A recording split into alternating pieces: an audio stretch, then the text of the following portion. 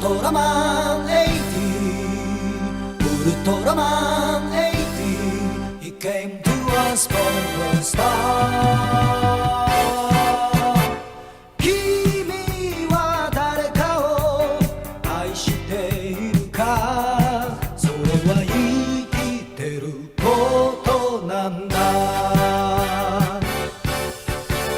君は勇気を持っているか、どんなことにも負けない心。僕の星から来た男が愛と勇気を教えてくれる。ウルトラマン80、ウルトラマン80。He came to us from the start. Hello, you are listening to Ultra Q, episode 120. My name is Red. I'm joined by Mel. You know, after a long stretch of just, standard UGM fare, it is refreshing to have Takeshi, interacting with, child characters and show a different side of his personality. Yeah, exactly. I think... Now, call me crazy. Imagine if, instead of a child every week, we had, a consistent core cast of child characters. And that, for various reasons, Takeshi had to, interface with them on a regular basis. If they had to meet at the same time every day, every week. It was his job or something, and the kids had an obligation. and maybe a select core, 4 of those children, were kind of a gang and were kind of charming in a way. And maybe they had some kind of arc, not that one, throughout the show. Yeah. And maybe we could get the actress who's the weather girl there in the school too. Yeah, she could be working as a teacher. Yeah. I can't believe she's just weather woman. It's so sad. She's like, "Hello, I'm here to give the forecast again this episode. Bye." Oh my god. It's so annoying. Anyway, Sarah is a sweaty guy. He's just sweaty guy. I like the phrase Em and Jackson use for this kind of demeanor, which is peeing and pooping. Yes. Have you seen the ProZD skit that's from? No, I don't. I didn't know it was from ProZD, but it makes sense. It's from a fucking it's a bit he did where he was trying to convince a friend that a character gets good. And it's flashes forward to them being that's the old me. I would never abandon my friends. And then, back to the present. So he gets good, honestly. He's well, now he's just peeing and pooping his pants.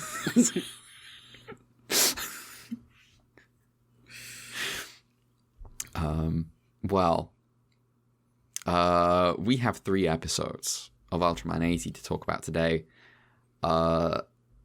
We got a new format for the show. We have hit a new phase. Yes. First of all, we've hit cold opens.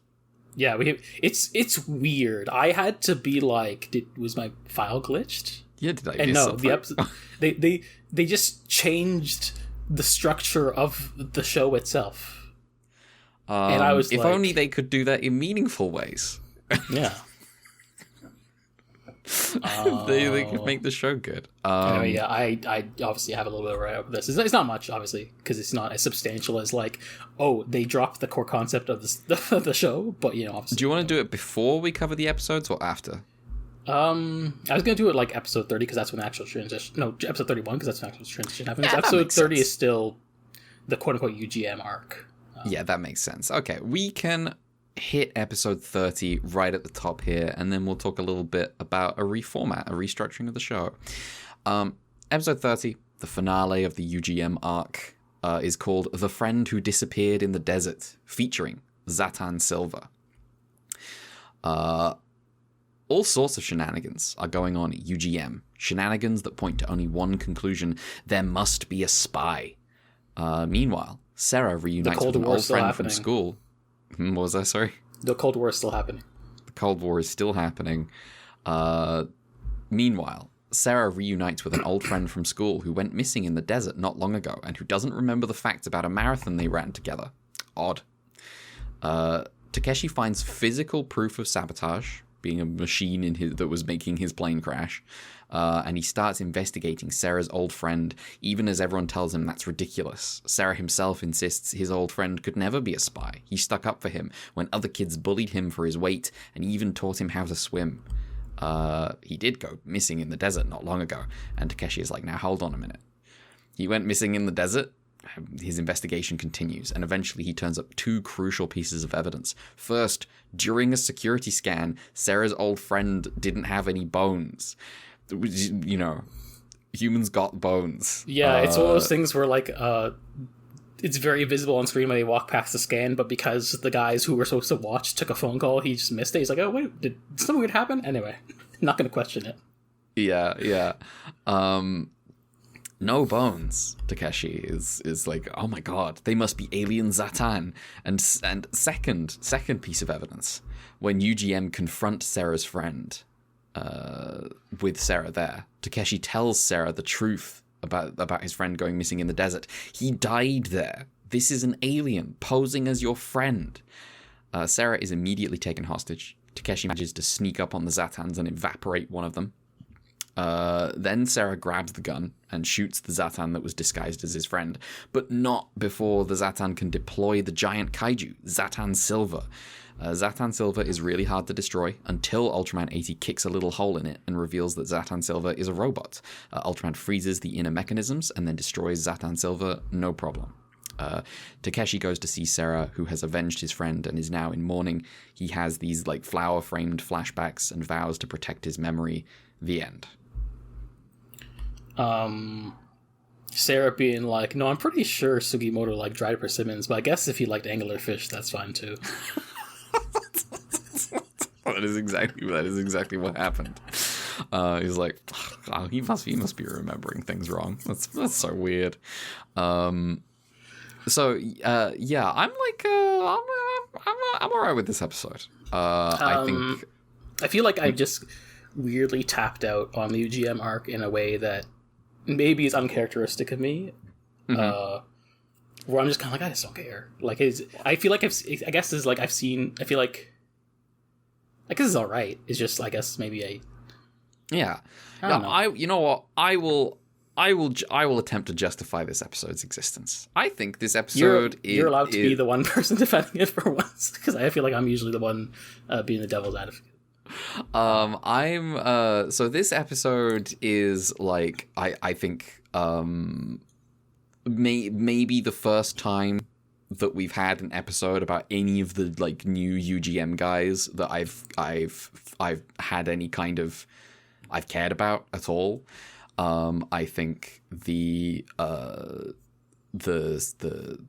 spy stuff is fun. I like Takeshi having to deal with like his plane getting sabotaged and this kind of revelation. Man, there's a spy here and trying to figure out who it is. Yeah. It is funny. He's just like, damn, someone just stuck like a plunger onto my control stick and I can't get rid of it. And he's like, the guy behind me is unconscious. I am allowed to like stick my beta capsule to my gun to shoot it off. He uses his beta capsule like a sonic screwdriver. Like he's just the doctor and he's just like, I need to solve problem machine. It's so strange. That reminds me of one of my favorite jokes in the CG Lupin movie, Lupin the Third, the first. Okay, it's a dumb name, which I didn't get the first time I watched the movie because it was the first Lupin thing I watched, and I watched it later in release order, where like they're going through like this, Mesoamerican temple to get the secret treasure, and it's like, oh, you need the stone of a meteorite to progress or something. And Fujiko's like, hey, Lupin, pass the meteorite stone. And Lupin's like, oh yeah, I got it right here. Wait, why would I have that? And she's like, well, you always pull stuff out of your pocket because like in every Lupin show ever, he gets himself out of situations with really convenient, contrived devices and things in his pocket. I see. And it's like, oh, you know what? That's a good joke. I see. There's a tabletop role. There's a whole host of tabletop role playing games where you can do this. It was like this is like one of the more popular like indie TTRPGs that hit big was the with Blades in the Dark, where at any like you can set how much inventory you have, and then at any point during a mission you can just say, you know, if suddenly you need a gun, you can be like, yeah, I had that gun with me, and like mark it off in your inventory. It's cool. It's a cool game. I think definitely some of the more episodic Lupin shows go crazier with the "why do you have that" kind of devices. Like I have like a rocket boot. No, that's probably rocket boots is definitely the more tame one. I'm just trying to remember like there's more insane ones. But rocket boots are tame. Okay. yeah, that's the level we're operating on. Okay. I just remembered last night there was an episode of Part 2 where they meet the son of Columbo, who's like into skateboarding. He's like 10 years old and he's a brat. Skateboarding Columbo Jr.? Okay. Yes. Anyway. This episode. What the fuck was I talking about? You were trying to justify this episode. Yes. I would say of the post-school UGM editions, I'd say Sarah is the one who feels justified the most, because he's like... Yeah. He's not another pilot guy who doesn't have a personality. He's got a different, unique... Like, and we had... last time... Mm-hmm. Yeah. Last time we had, like, 2 new guys show up, who I presumably... you neither of us have remembered their names, because you don't need to. No, I have not typed up their names at all. One of them's called, like... I don't know. You know what? I genuinely don't know. I'm just like, I'm not remembering. We'll care when we need to, and we probably won't. Yeah, how we didn't need to for the second iteration of Mac. Yeah, but Sarah, or the first iteration actually. Sarah kind of matters, and like he's the center of this episode, and like Sarah's got like character, and it's not he's just peeing and pooping. Yeah, but his character is not just that he's fat. It's that he's like he is also their PR guy, and he's always looking for this angle, right? Yeah. And then he comes to, we've got his friend here, and his friend is the spy. It's like immediately obvious in the episode that his friend is the spy. It's like very clearly signaled. Episode title, The Imposter Android. Yes. It's like one of those things where it's like, very clearly signaled to us right at the top of the episode is this guy is obviously a spy, and so the rest of the episode we basically find out they're spies before we find out they're his friend. Yeah, and then the rest of the episode can be Takeshi lasering in on who the spy is and trying to find evidence of it to prove to people, and so we have this nice little dynamic of the I'm telling you I'm not crazy, right? Where Takeshi is like, I know that guy's a fucking spy, and everyone's like, Takeshi, what the fuck are you talking about? And I think that's a good vibe for an episode. I especially love the confrontation where he goes to their flat or something to go look around and tells Jono, hey, can you keep an eye out for them? And then they go meet Jono in the cafe, the spies, and they go, does Takeshi really suspect us that badly? I think that fucking rocks. Yeah, that was pretty good. I think that's just good spy shit. I guess there's a bit of that spy energy from Ultra 7 this episode, which is worth. It might be just be like I preemptively have tapped out of the UGM mark, so I've not been giving some episodes their due. It doesn't necessarily have the source that the Ultra 7 did when it came to this kind of thing. I think there's like a friend I know has been watching, like the other day they mentioned like going through Star Trek the original series. They're a Star Trek fan, but they haven't really gone through the original series as much. Mm-hmm. And they're kind of like talk about like how there is like ways in which the original series is insane and contradictory, and that's how we feel about 60s Ultraman. Well, more so Ultra 7, but like, yes, 60s shows I guess are just kind of in that space where there's enough like people who are radical enough still working in the writers room. I watched where in the 70s 80s that's mostly been sanded out. Yeah, you watch an episode of original series Star Trek that's like Kirk develops like Kirk's personality gets split into his nice side and his mean side, and his mean side manifests as a guy who keeps trying to molest women. And it's like, well, okay. And then you get another episode that's like clearly commentary on like how evil lobotomies were. And it's like, well, that's really fucking recent. Back when they're writing this. And so it's a weird mix in Star Trek. That lobotomy episode's pretty good. I think it's all right. Especially because it's framed as like, because everyone who's always talking about like Star Trek, Star Trek depicts a utopia and stuff, but like it explicitly doesn't, because it just depicts a future and like, because like Kirk is talking about these prisons, these experimental prisons that are like a really nice place for prisoners, and then they go there and it's just, oh, they're lobotomizing the prisoners. So that's why the prisoners are all content. And it's I don't know, I'm just gonna say something out here. People talk about like Star Trek as like a socialist utopia are definitely operating under a Western conception of socialism. Which may be more of the democratic socialist side than the the communist side. Yeah. But anyway. But yeah, I think that once again we get the fun bit of like Takeshi being like, Sarah, they're spies, and they're like, well, Jigaza. Immediately pull guns, take Sarah hostage. I think the thing that keeps this I like. Okay, so like I say, they're missing some of the Ultra 7 source by now. Yeah. And I've talked about this before when they had the foam episode, and I'm just like, I don't think they know how to do deep effects anymore. Damn, if only they got one of the writers from Ultra 7. Wait a minute, he's an old fart now. Yeah, I think by now they're not really on their A game with like certain plot styles anymore. Also like needs to be said, Ultraman the franchise didn't exist when they made Ultra 7. Like Ultra 7 was trying to not be Ultraman, another Ultraman. Yeah, and it only kind of by accident the franchise became Ultraman the franchise because of like the success of Return of Ultraman, the naming shenanigans, making Ultraman Ace, and also just like the fact it became like the Avengers kind of. You could argue that really what Tsuburaya should have done was not include Ultra 7 in Ultraman and kept it in a separate continuity.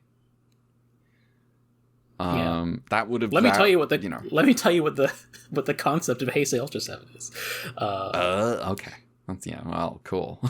But yeah, once we get, I think that the thing keeping this episode alive in the back half is that Sarah is heartbroken about his friend and is avenging his like boyfriend from school.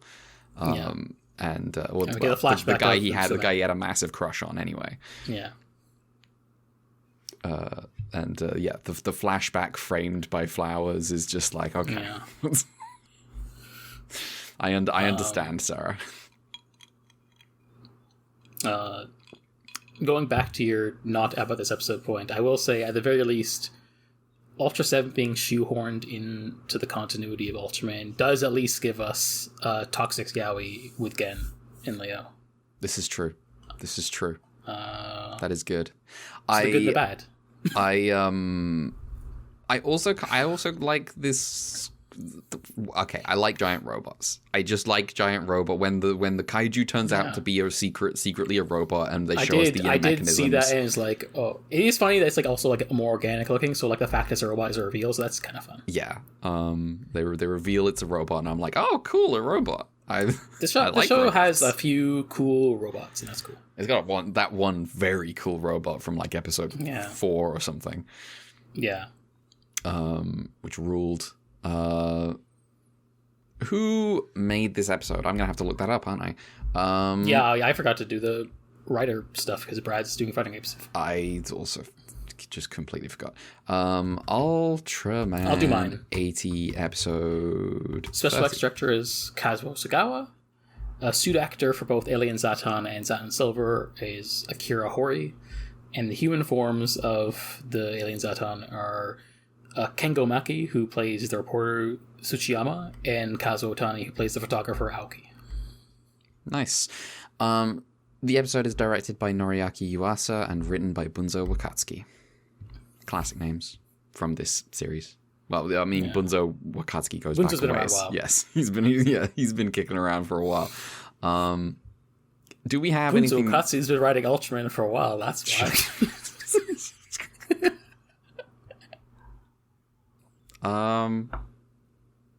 What else do I have? I have a couple of notes here.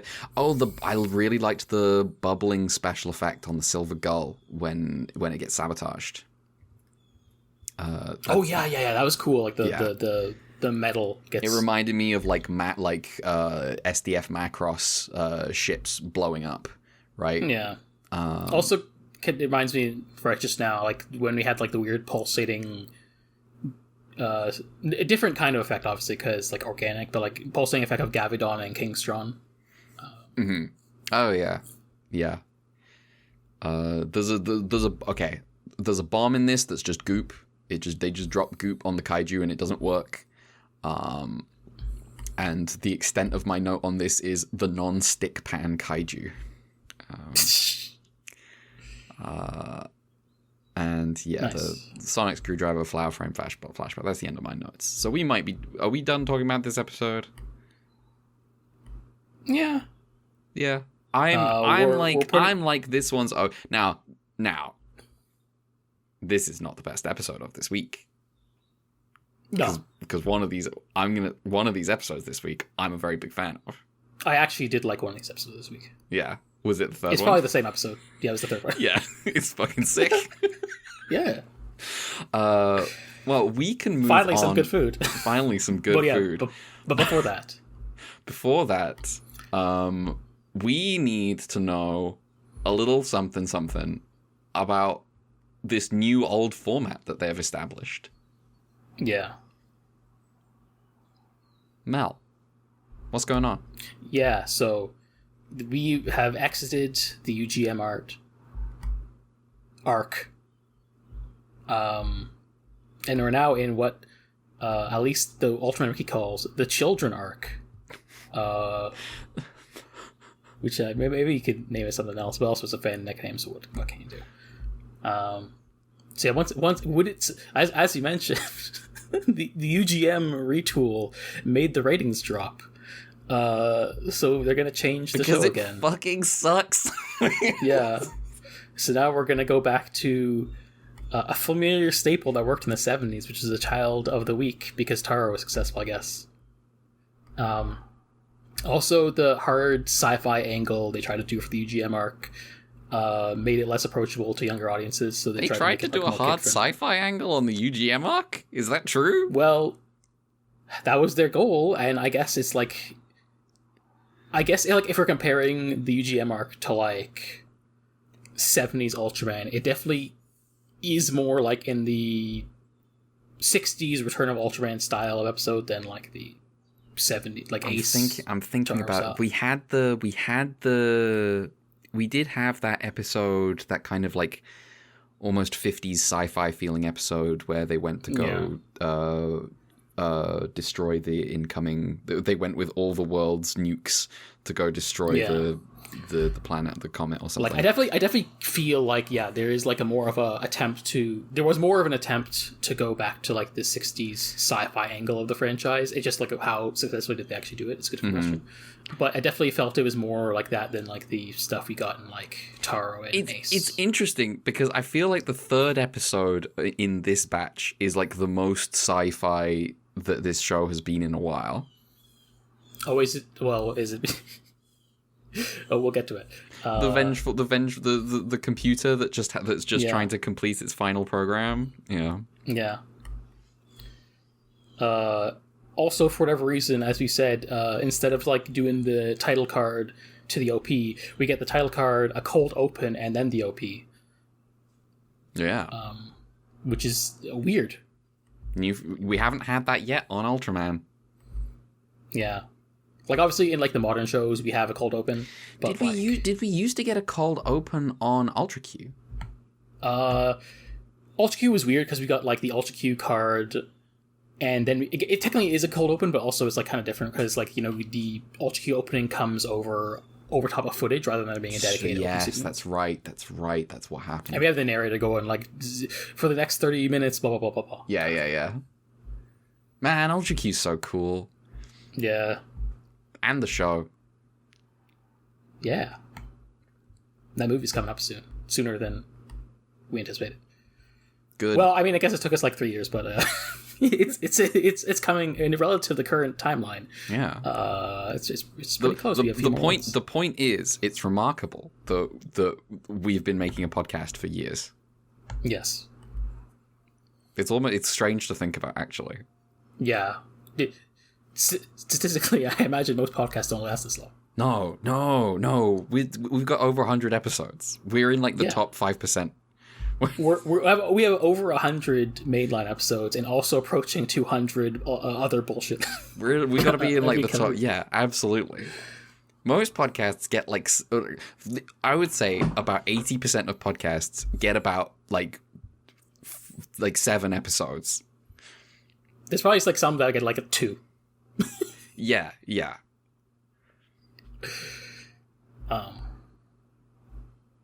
Go us. Anyway. Would you like to explain this episode?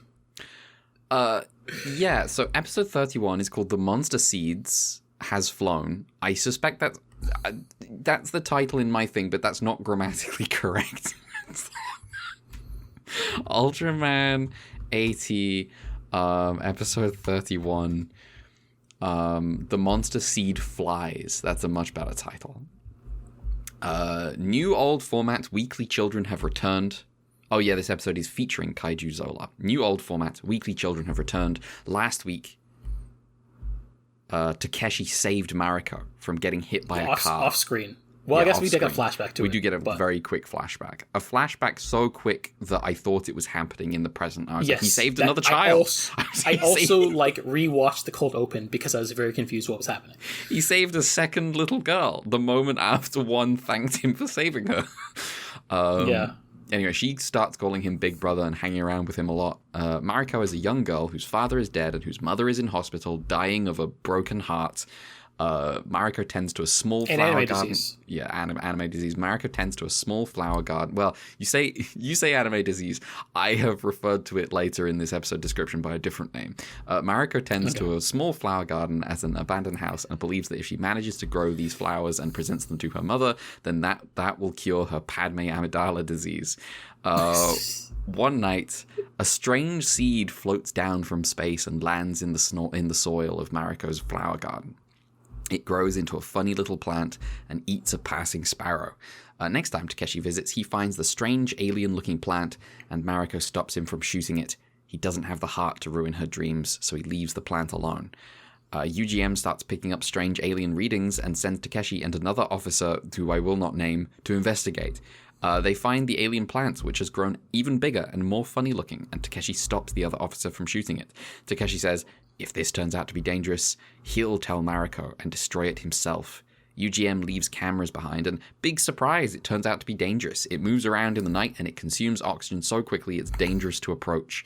Takeshi finds Mariko unconscious near the plant, and when UGM shoot it, it transforms into the giant kaiju Zola. Takeshi turns into Ultraman, defeats the kaiju, but Zola's parasitic nature has killed the other plants in Mariko's garden. 80 heals the flowers, and later Takeshi and Mariko present them to Mariko's mother. Even later, her mother is cured and has returned home to live with Mariko again. The end. Mel, could you hit the button, please?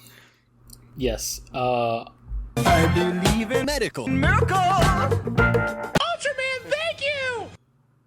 Thank you, Mel. This is maybe the purest medical miracle we've had in a very long time. I almost want to, like, is this 2 medical miracles? But I guess it only counts as 1, really, because, like, the plants. Yeah, the plants and the mom are constitutive as a whole, I guess. Yeah, this is like the purest medical miracle because it's not, we often award medical miracle to like someone who is saved by like a beam, right? However, the original meaning of the medical miracle was like a kid with a limp has his limp healed when Ultraman destroys the kaiju associated with his past.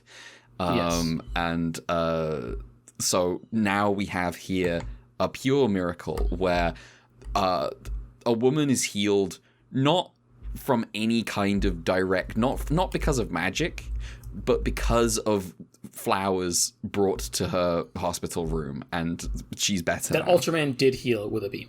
Yeah, Ultraman healed the flowers with a beam, but the flowers healed a person's heart that was dying of nothing. So a classic, a real classic medical miracle. We're back to the old ways. Yeah, of the ways of the 70s being bizarre about disability. Truly, the return of Ultraman was crazy. Anyway, but it was also a better show. And also a better show. This is just true. This is just true. Takeshi isn't trying to strangle kids. He does try and snipe protesters, though. He does try to snipe protesters. You know what? That is up there with the strangling children to me.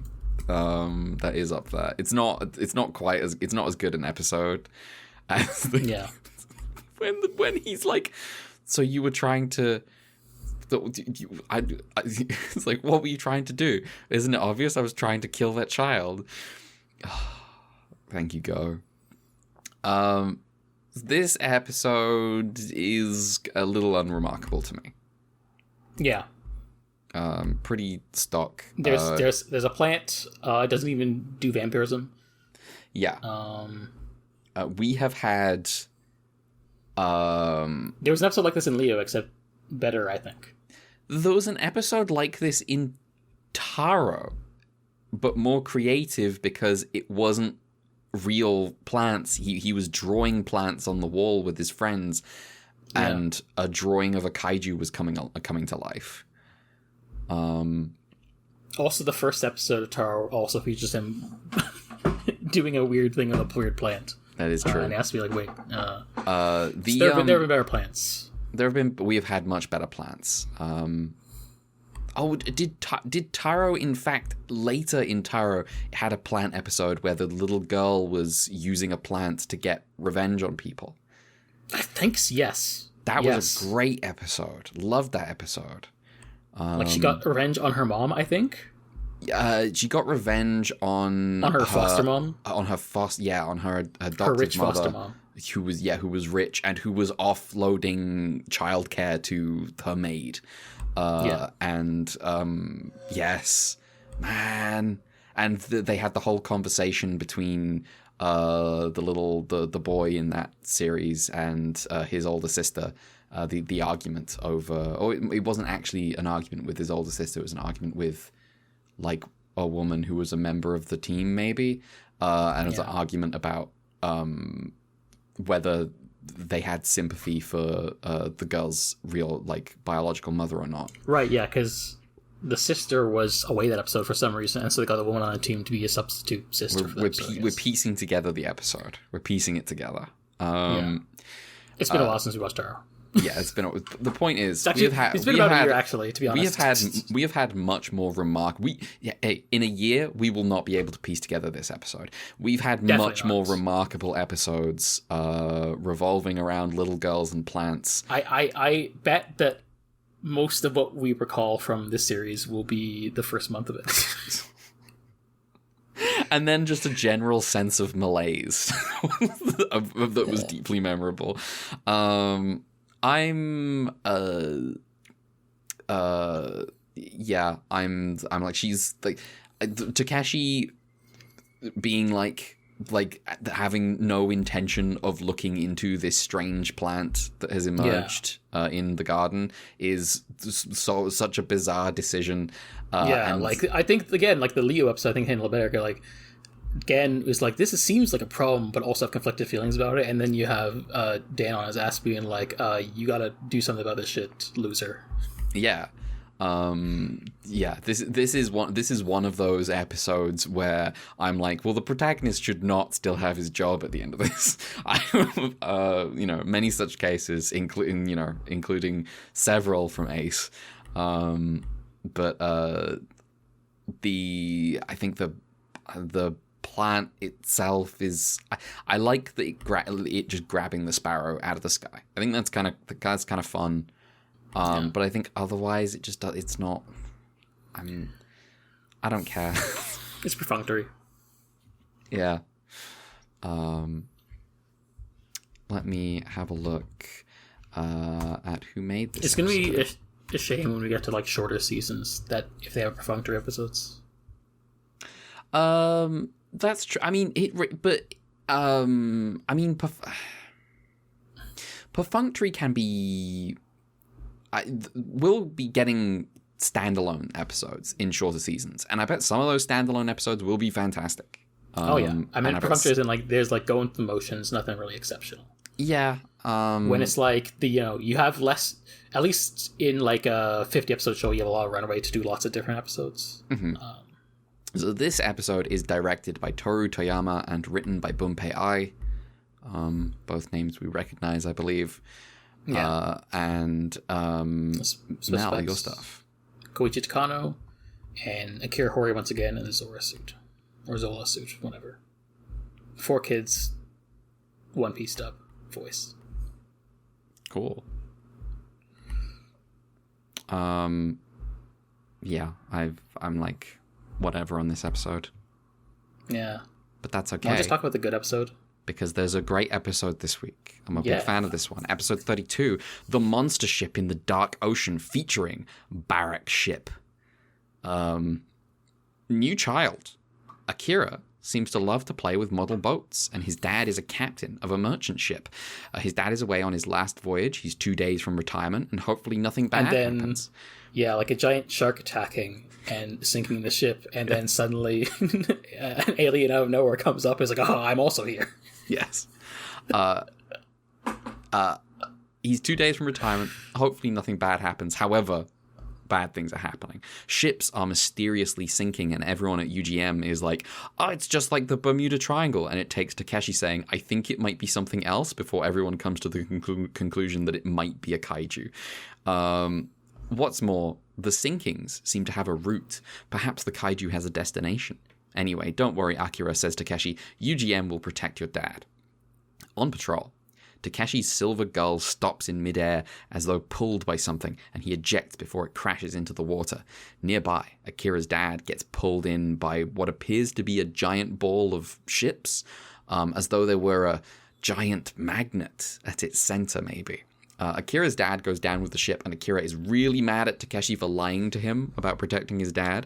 Takeshi watches as Akira pelts his model boat with stones and realizes that Akira didn't love boats. He just played with them because he was lonely when his dad was away. But wait, your dad might not be dead, Akira. UGM have received a radio signal from his ship. And he's beaming out, he's radioing out a message, and the message says like, "Hello, this is Captain Akira's dad. My ship has been attacked by a kaiju. I think it's the Queens." What is the Queens? The Queens was an unmanned supply ship controlled by a sophisticated computer. It sank 15 years ago when it hit an iceberg. It was carrying MK alloy, a powerful magnetic material. Also, its last programmed course is the same course this kaiju is following. The computer of the Queens is trying to complete its last orders, but why is it pulling in all these other ships? Captain Oyama suggests that perhaps the computer wants to create a body that could never be sunk by an iceberg again. While everyone's figuring this out, Takeshi, a UGM officer, and the stowaway Akira have been flying to the kaiju, which the show names Barrack Ship. They get shot down by Barrack's ship on account of the military vessels it's pulled in. The trio climb into Barrack's ship and get attacked by wires and pulled into the computer room where Akira's dad is. Akira shoots the wires, keeping everyone else constrained, and everyone flees. Ito arrives in the Space Mammy to pick everyone up and almost does a full Galaxy with You charging into Barrack's ship while getting pelted with cannon fire. He crash lands on a nearby island, and Takeshi turns into Ultraman. 80 flies around and shoots Barrack's ship with beams until finally hitting it with a Suckium beam, which destroys the kaiju for good. On a rocky shore, waiting for pickup, Akira and his father have a heart-to-heart, and Akira asks the UGM officers if he can join UGM. And one of the completely nameless guys that I will not be talking about ever jokes about that by the time that Akira is old enough to join UGM, maybe he'll be the captain. And I'm like, I don't even know who you are. The end. Also, his dad is doing like sightseeing boats, so he's like has a day job instead of like a months away job. Yeah, exactly. So yeah, I think this is a really good episode of Ultraman. Remember when Toru Narita quit because he had to make iron rocks?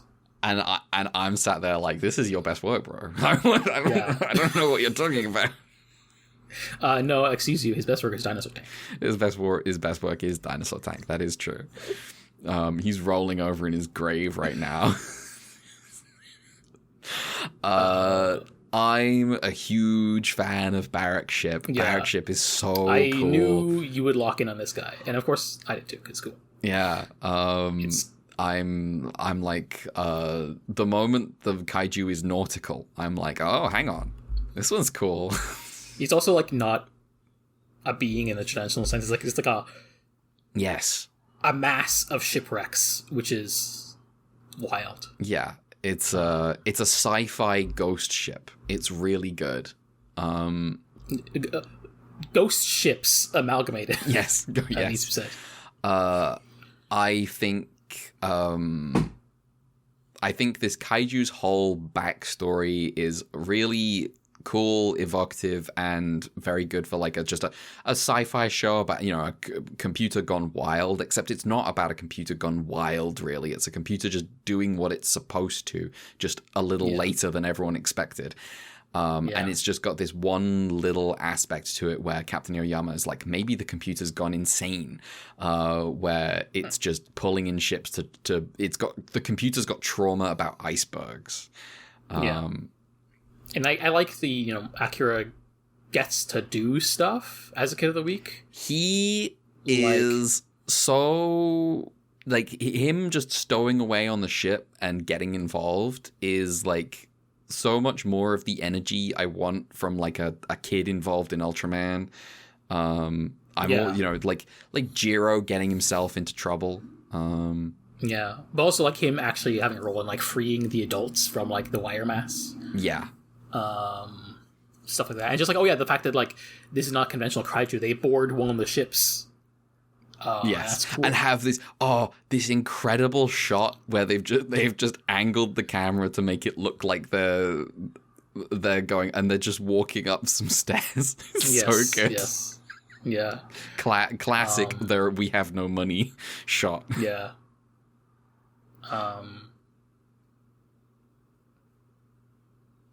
I think like obviously it'd be cooler if it was like, you know, Takeshi was still a teacher and this is one of his students, but like as far as Takeshi has a friend that he made this week for this episode who is the child of the week, you know, it's still pretty good execution. Mm-hmm. I definitely say like if this was a Taro episode, it'd definitely rate among the higher Taro episodes too. Oh yeah. Akira's deal is fun. Him, like, you know, I like the switch on the assumption that Takeshi has on with him, where he's like, oh yeah, you really love boats. You love boats because your dad's a captain of a ship, and realizing that he only really, you know, associates with boat stuff because, like, he misses his dad, who is a captain of a ship. Yeah. I also think it's fun to I think it's fun to depict a kid who plays with model boats in a show made by adults playing with model boats. Yeah. That's good. Some might say it is Hideki Anno's entire career. Yes. Speaking of the models, the ship charging the charging barrack ship, the spaceship, Space Mammy, is so good. That's like, there's a shot in there that I'm just like, that is literally just the initial shot of the Reinforced Junior charging at the fleet at the end of Victory Gundam. It's really good. Yeah. I'm just, I'm like, I could, if I could be bothered, I could do an edit of this with the insert song. And yeah, it predates Zeta Gundam. Yeah. Not even Zeta has happened yet. Yeah. Like next year is stuck in Zabungle. Yeah. Mecha fans are about to feast. I mean, well, they are feasting. Like, I mean, I say that no one's actually watching Ideon yet. They'll watch the movies. Yeah. Let's see what the next thing on our list. After 80 is in 1983, which means is that Dunbine? It might be Dunbine's. Yeah, Dunbine's 83, as is Votom's, I think. Votom's is 83. Votom's is 82. Oh, 82? Okay. So same year as Macross, which is funny. Yeah, that is funny. Oh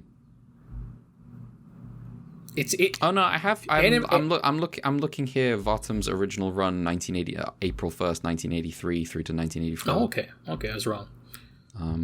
Yeah, anime is about to change in a big way. Yes, it is.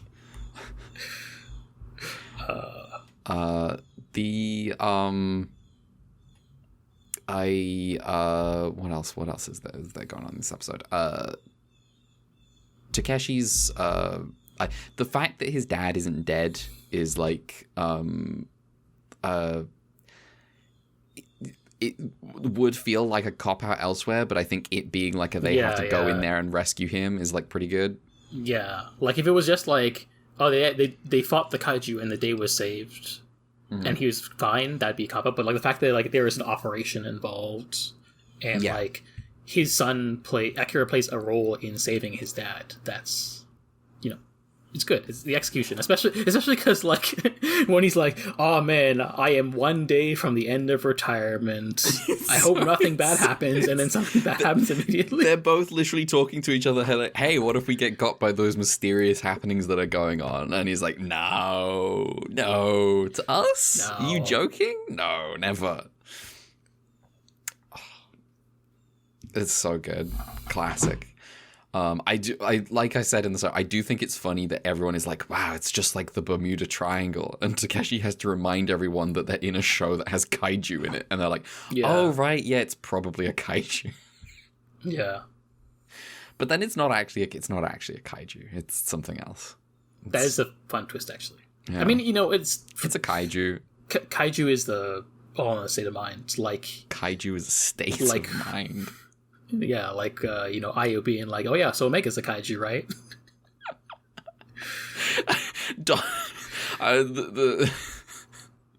The professor in Psychopath's voice, kaiju is a state of mind. Well,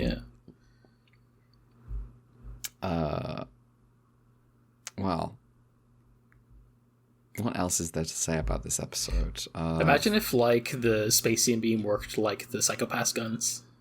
Wait, it only shot at mean kaijus? Yeah. That would be an interesting... Though I guess, like, in a way, maybe Ultraman is, like, taking the Sibyl system into his own hands. I mean, I decide who is the good kaiju. But here's the thing. This is the source of Psychopaths, is that the kaiju that don't deserve to get shot would still get shot. Yes, of course. Because the Marucci would have a high crime coefficient. When it is a victim of humanity. Man, Psychopaths is so good. Yeah. Let me look up this episode. Episode 32. Ultraman 80, episode 32. Which is... Now I'm trying to wonder what Gen would do if he wrote an Ultraman show. He already did Kamen Rider, obviously, but... What Gen would do if he wrote an Ultraman show? I mean... Yeah. Here's the thing that might be a little more maybe his speed, because like writing kind of normal people in a way, like characters who are like a little more. I mean, I say that he's spent the last like 10 years or something writing like the most fantasy. extravagant wuxia characters. Yeah. But like, you know, when I think about like something like because like he'd write a good team. I think he'd write a good like UGM. And I think he wrote a good team in Psychopaths. Yeah. I mean, you know what? The more I think about it, the more I'm like, Gen should do an Ultraman, right? Like, like before, and like if I had to like wish Gen into any franchise that I liked, I think I'd pick Ultraman before I picked Gundam. I don't think I'd actually be interested in like getting his Gundam. Yeah, because I think in a way I feel like again writing a war story maybe isn't the most interesting in the world. I say that despite Psychopaths the movie being pretty cool, but I think yeah, I mean also like he's written for other mecha stuff, and it's never just straight like, I mean, there's early Aldnoah Zero, there's like his like broad work on Gargantia, and then there's also his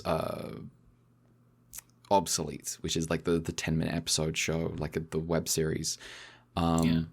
I mean, presumably he also wrote the slice of life stuff in Madoka. I mean, yes. Wait, what? I meant mecha related. My mind was just on Gen stuff. I wasn't thinking about mecha. Oh, okay. My mind drifted somewhere. But just like, you know, he's got versatility. Yeah. I mean, he's you know, he's got versatility. I'm thinking about his mecha stuff, and I'm like, his mecha stuff's never just like straight like war necessarily. Yeah. There's always like some kind of high concept there, in a way that I think maybe. I don't know what he'd do with Gundam. I think I'd like to see his Ultraman actually, because I think he's got the right brain for doing like one to like make the heroes like understand that the heroes are a little bit evil, but like to also be like enthusiastic enough about the genre space to just kind of grapple with it in a way that's not cringe, or in a way that's not even like basic, right? Like he would do something a little more straight laced than like Ultraman Rising, right? Yeah. See, I'm now just sat here like mentally going like, man, I need Urabushi to write an Ultraman. Yeah. These are the risks that they need to do for the franchise. Yeah. Things that would obviously never happen because there's no reason for them to happen, but my brain also drifted to wouldn't it be funny if Nasu wrote an Ultraman and we have like an Ultraman protagonist who has like the same kind of headspace as Shiro or something. Yeah, here's the thing. I think Nasu is also a good pick for an Ultraman. I think he's got something that would work in an Ultraman. Because you've got like the one hero, and it's I mean, you know, I say that I think that could also work in like Kamen Rider stuff. Anyway, so these days Kamen Rider has like 1 billion writers, but you know, I guess it's not like Nasu hasn't written battle royales before. Yeah. Famously. This episode, directed by Toru Toyama, written by Yasushi Hirano. Koichi Takano did the special effects. A barrack ship, unsurprisingly, tribute to Iron Rocks. That's crazy.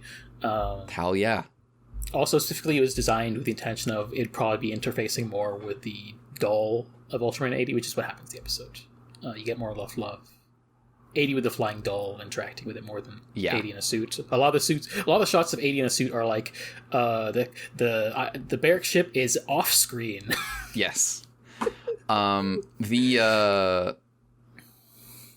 here's the thing about I don't think you could do Nasu Battle Royale on weekly TV. I think people would get too infuriated because he's the whole thing with Fate Stay Night is that the Battle Royale is like has like a set of rules that are barely obeyed ever. Everyone is always breaking the rules. Yes. I liked I like the post that was like what was the context? Like it was the context of like that Nasu's like all about writing rules that get broken, and he's like, here's a picture of Kahulin, and it's like, this guy is a guy whose power is that he has a thing that kills you instantly and never misses, and he's known for being a loser because he never kills anyone. Yeah. Yeah. It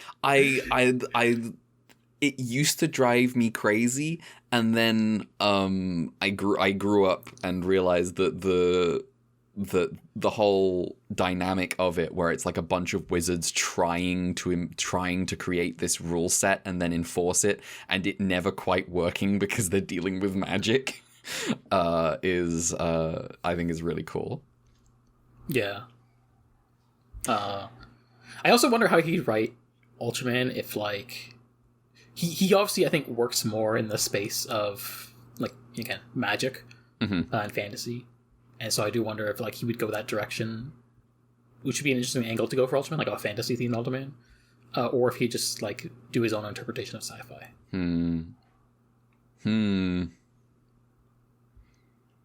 It'd be interesting. We say that as if he's not going to just be writing Fate Go for like 10 more years.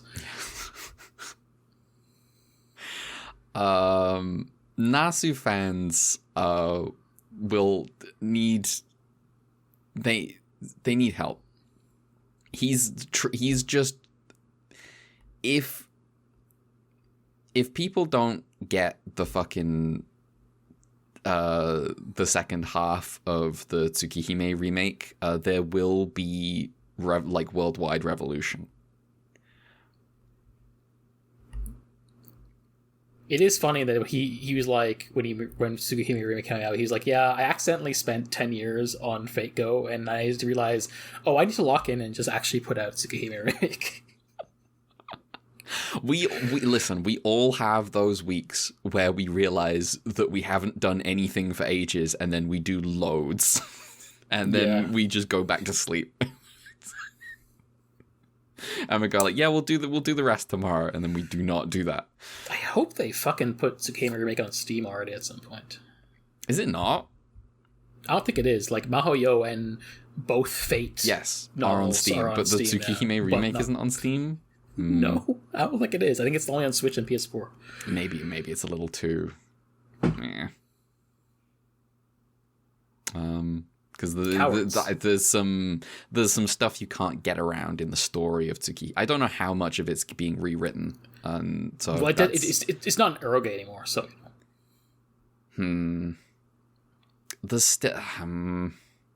I still feel like there's some they won't necessarily be getting like porn CGs or anything, but there's still some stuff in there where I'm like, I don't know how you're writing around that, bro.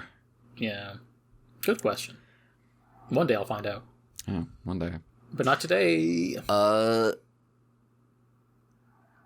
Did I say who directed this episode and who wrote it? Yes. Yes, I did. Just say it again, just in case.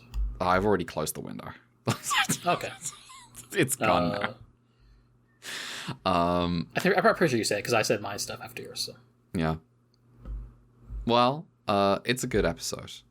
Mostly it's good just via like excellent execution and through after over 15 episodes we finally got a good one. Yeah, I think just a strong kaiju concept. I think just the mystery around this thing is good. I think it's a good little mystery. Yeah. I'm not holding my breath, but obviously it'd be nice if like there were more episodes like this in the future of AD. Yeah, we can. If we can raise the bar, that would be pleasant. Like I don't know how we're going to rate this show in our estimation, but at least if there's like good episodes towards the end, that'd help a lot. yeah. Even if like the retool is kind of like a fatal flaw of the show. Well, do you have color timers? No. Huh? Just kidding, I do. There was a long enough silence after that where I was like, was that the truth? Did you forget? What's going on? For a moment, I was like, have I forgotten another thing that we're supposed to do before color timers? I just need to see your reaction. There was a point. I kept having to remind myself this week. There was some kind of unearthly despair in my brain for significant portions of this week that vanished the moment I told myself, I don't have to watch 4 episodes this week. I don't know why I keep thinking that. No, but you do have to watch Omega for next week. Oh, shit. I do. Okay, yeah. So I look forward to 9 episodes. Not 9, like 8. 8. Okay. Last time was 9 because we were stupid. Anyway. Why do we do this to ourselves? I don't know. Anyway. Color episode timers. 30. 2 minutes, 25 seconds.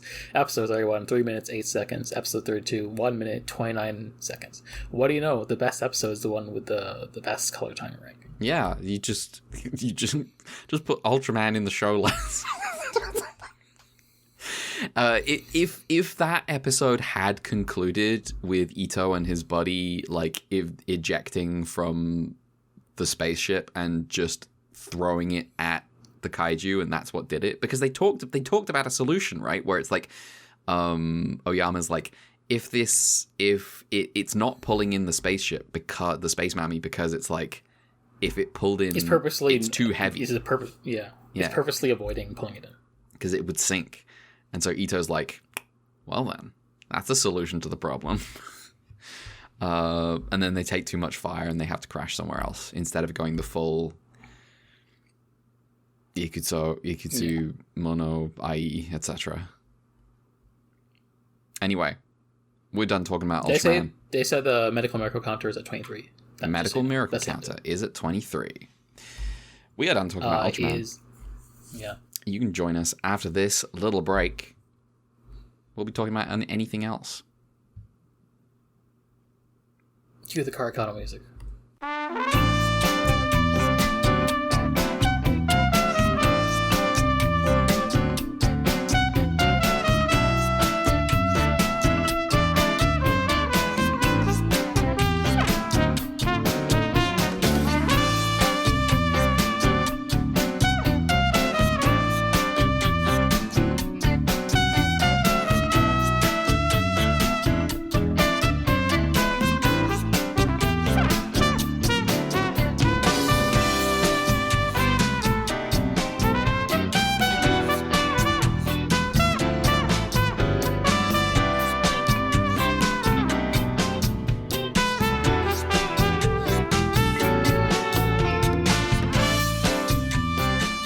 Hello, welcome back. We're here to talk about anything other than Ultraman. Do you want to start or do I want to start? I'm going to tell you, I haven't got anything finished, but I've got like 4 things that I'm in the middle of that I have, that I'm like. All my things are things I finished. All your things are things you finished. Okay. Incidentally, it's like 4 things, so. I don't know whether that means you or I should go first. You go first. I'll go first. Okay. So, I'm in the middle of some things. I have started that new Trails game everyone's talking about, Trails in the Sky. Oh, you're not going release order.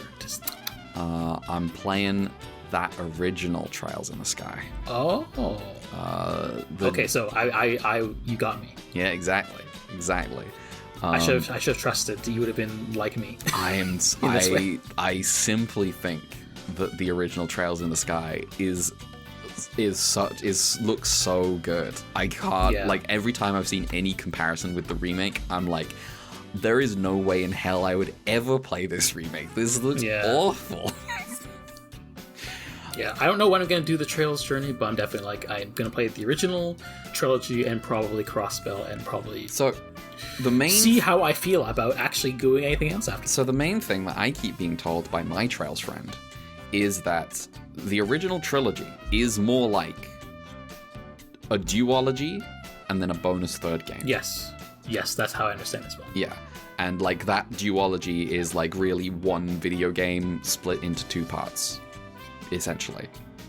It was like apparently originally intended to be like one game, and it was like, this is too big. This is now two games. Yeah. I have heard tell of Estelle Bright, the main character of Trails in the Sky. They were not exaggerating. No one was exaggerating. She is incredible. I'm such a big fan. She it immediately, I've seen this line everywhere, and it's just like immediately, like the first cutscene of the game hits me with such an iconic line, which is "Why is my present a boy?" which is an incredible line. That is good. And just her getting her bracer badge, her passing the exam and becoming a bracer, and immediately stepping outside and gloating about it to two tiny children. She's fantastic. There is like there is a system in this game. I say a system. There are a series of like little mini choices in this game, where if you make the quote-unquote right choice, you get bonus bracer points, which is, I think, a way to get to, like, that's how you get to, like, max bracer points. I don't know what you get when you get, like, max bracer points at the end of the game. No idea. I'm not going to get it. I'll tell you why. Because I'm under no circumstances will I be picking the right or wrong choice. I will be picking the Estelle choice every time. The first choice I'm given is like, ooh, run into battle alongside Joshua, or run into the battle like right now ahead of everyone else. And I'm like, well, I'm picking the second one because that's Estelle. Yeah. Oh, like a role-playing game. Yeah, I'm playing a role. Yeah, I don't know much about Trails other than lots of NPC dialogue. Lots of the updates. Yeah. And also battle system, like, kind of grid-based, but taking elements of FF10, and also maybe like an expansion of the materia system of 7 for like the orbment stuff. I immediately, like, I'm very early in the game. I haven't actually finished up the prologue yet. But I think I'm very close. So I've only got two characters at the moment, Estelle and Joshua, her adopted brother, who I simply, I'm not even going to say anything. I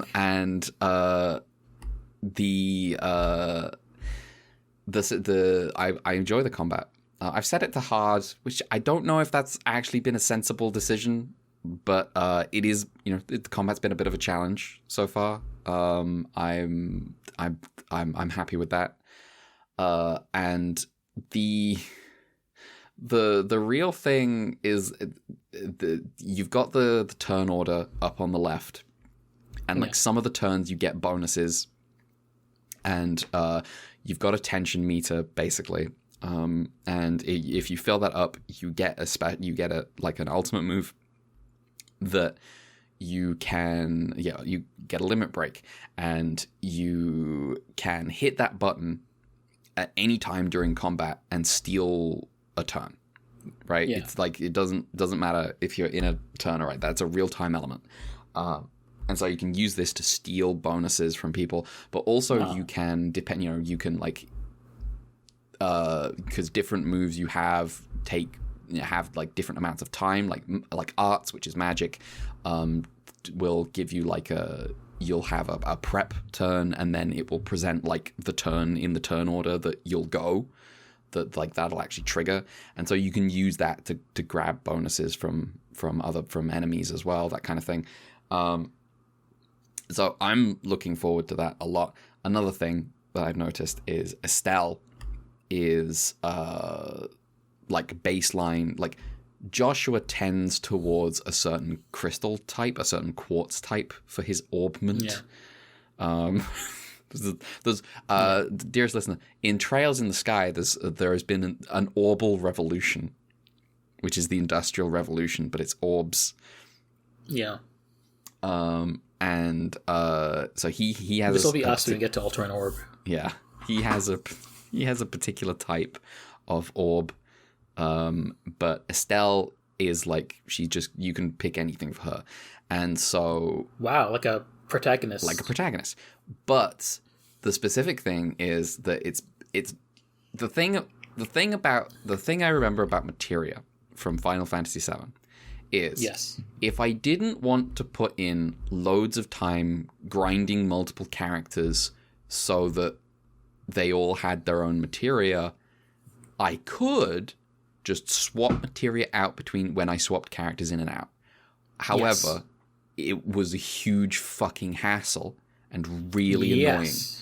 And so really what I was supposed to be doing was setting people up with materia and then like leaving that materia on that character when they were out of my party, and just grinding everyone up. This game is much more manageable in its orb stuff, or it seems like it will be. It's much, the materia just got so unwieldy in Final Fantasy VII. Here it's like, Estelle is kind of designed for swapping. I feel like a lot of this is designed for you being like, I'm going to swap out these quartz, right? Because it's a much smaller number of them, and each of them has like more significant, I think, effects. Yeah. And whereas in Final Fantasy VII, it's just so much materia. It's so much materia. Yeah.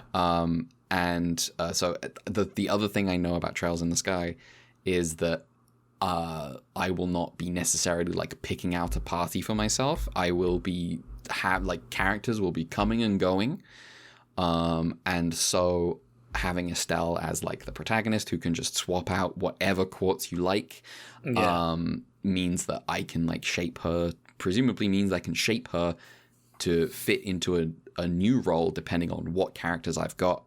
What characters the game has given me for this chapter of the game, right?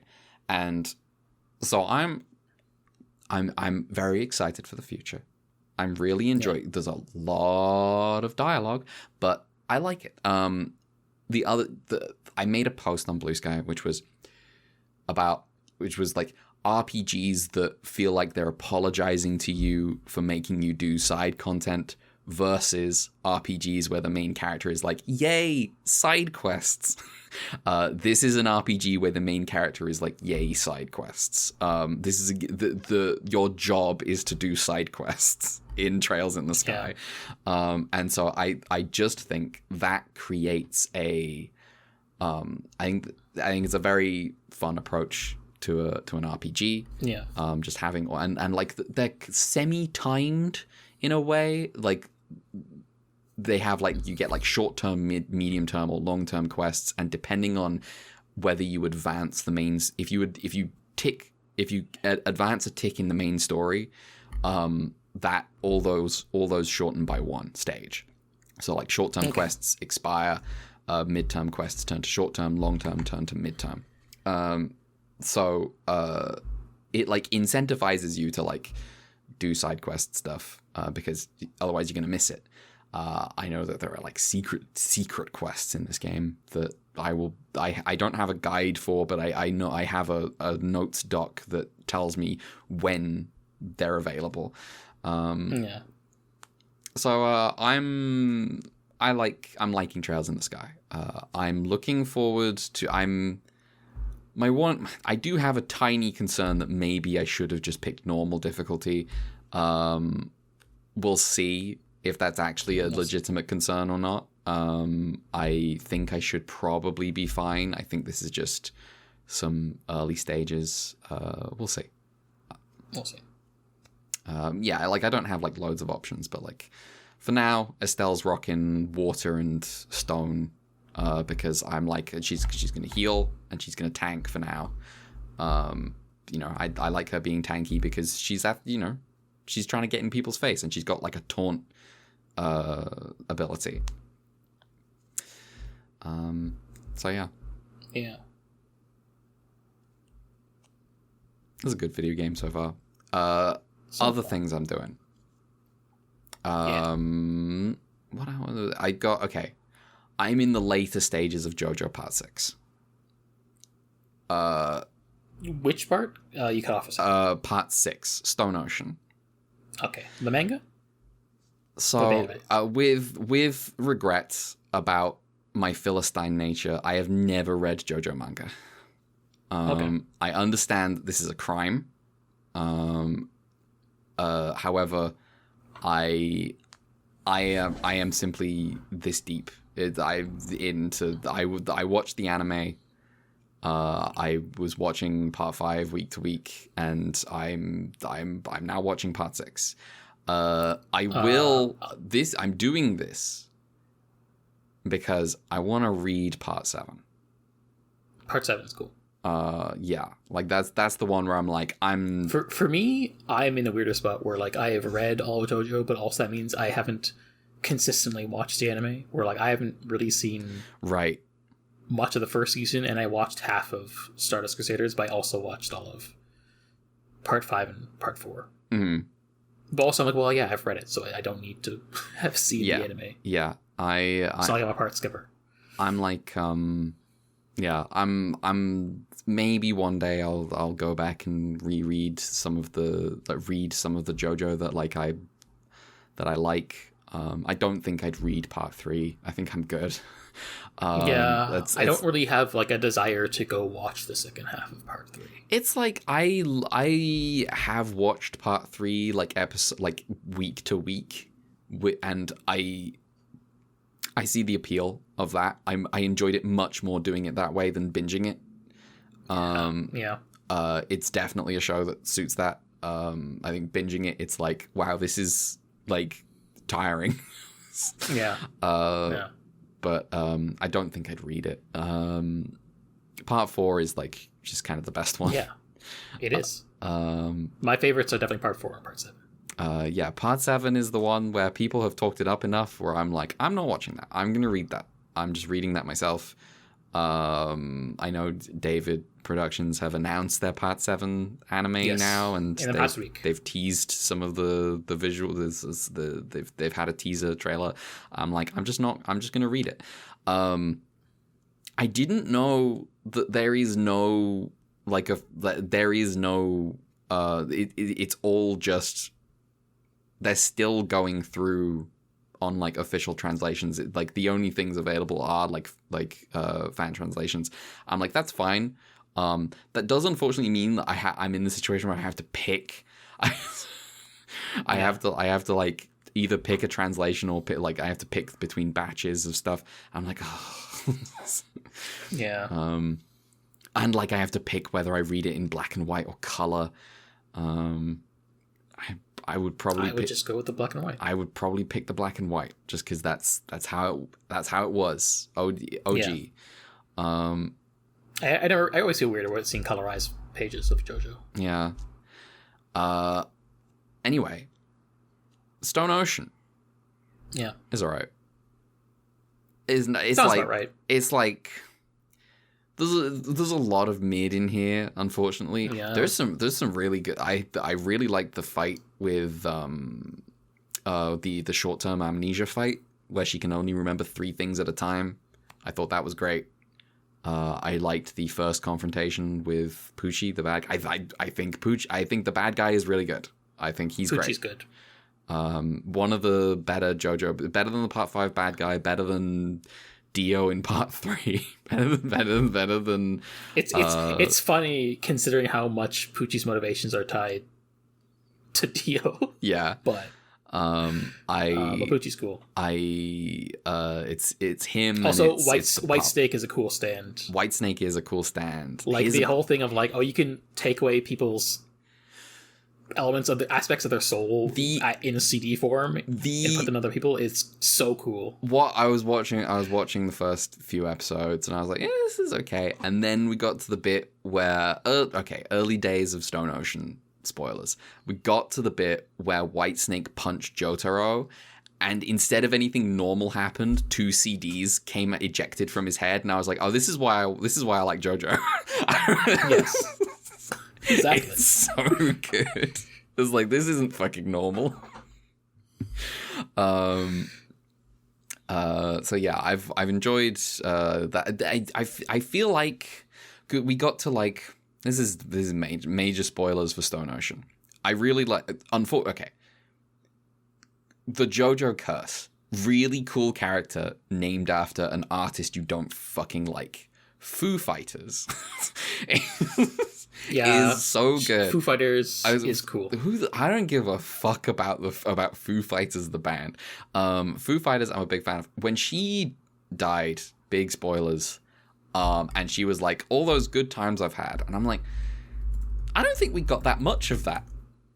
I don't think we got the classic JoJo good times. We had the baseball episode with the throwing. Unfortunately, they're all women in prison in Florida. Yeah, they're all so they're all women in prison. What good times could you have? Well, it's not just that. It's just that I feel like it was coming at a time where Foo Fighters hadn't actually hung out with the main cast that much, because so much of because there had been so much time devoted to the arc where Jolene gets sent to solitary in the ultra security prison place, and I was like, this is so much time to dedicate to this that it's eating away at the cast having their interacting week to week stuff. Which is where the strength of the ensemble cast comes together.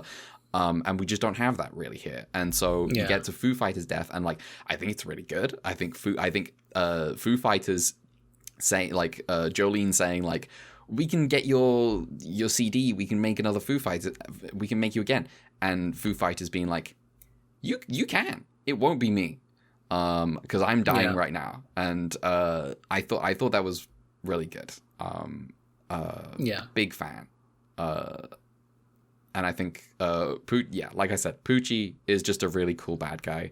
I think at some point, I think it was after part 3, Araki kind of honed in on the fact that when a bad guy is panicking and struggling, it's cool. It's cooler than when the bad guy is he's just actually confident. I planned for this.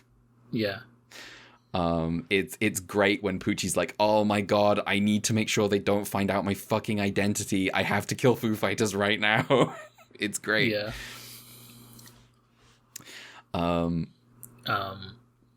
So yeah, but there's been a lot of mid in part 6, unfortunately. Yeah, that's how I remember it. Yeah. One thing in favor of the band Foo Fighters is they did make the song "My Hero," which I associate with that one movie clip. Yes. Never seen that movie. I probably should at some point. You introduced me to that clip. I had never seen it before. Yes. You referenced it on a podcast, and I was like, "What does that mean?" Yes. You made me watch it. I just saw it on Twitter once. I was like, "This is one of the funniest things in anything I've ever seen." I'll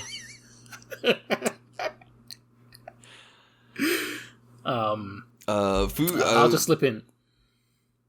My fondest thing that I have for Foo Fighters is the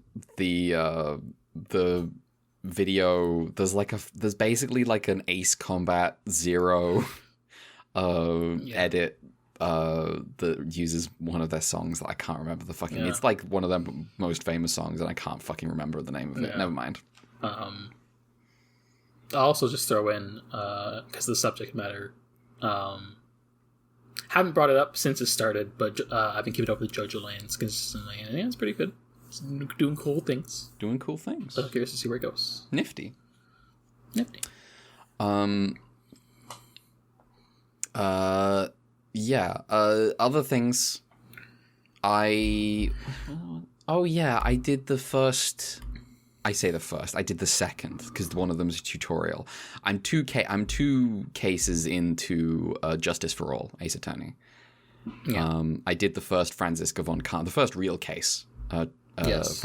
I met Franziska von Karma. She's so cool. Yeah.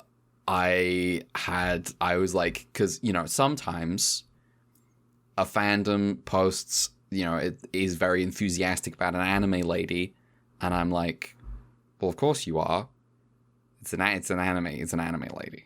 And then, you know, I meet her, I encounter her in the thing, and I go, oh shit, she's actually great. it's not just latent. We're enthusiastic about the girl with the whip. It is, she's so cool. When she's like, when the judge is like, no, Phoenix, you don't get to cross-examine this witness anymore. This trial is done, and Francisco whips him and is like, hang on, I took a fucking, not a screenshot because I'm playing it on DS. I took a photo, photograph, a real photo of a screen. You made it in like the Red Room or whatever it's called. Yeah.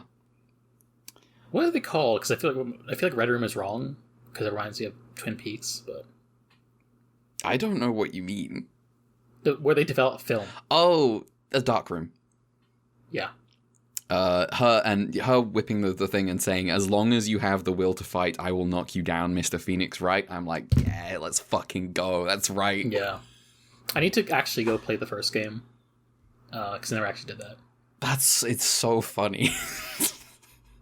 It's good. Listen. Here's my recommendation about the first game is you play the first game and then you get to the bonus case and you shut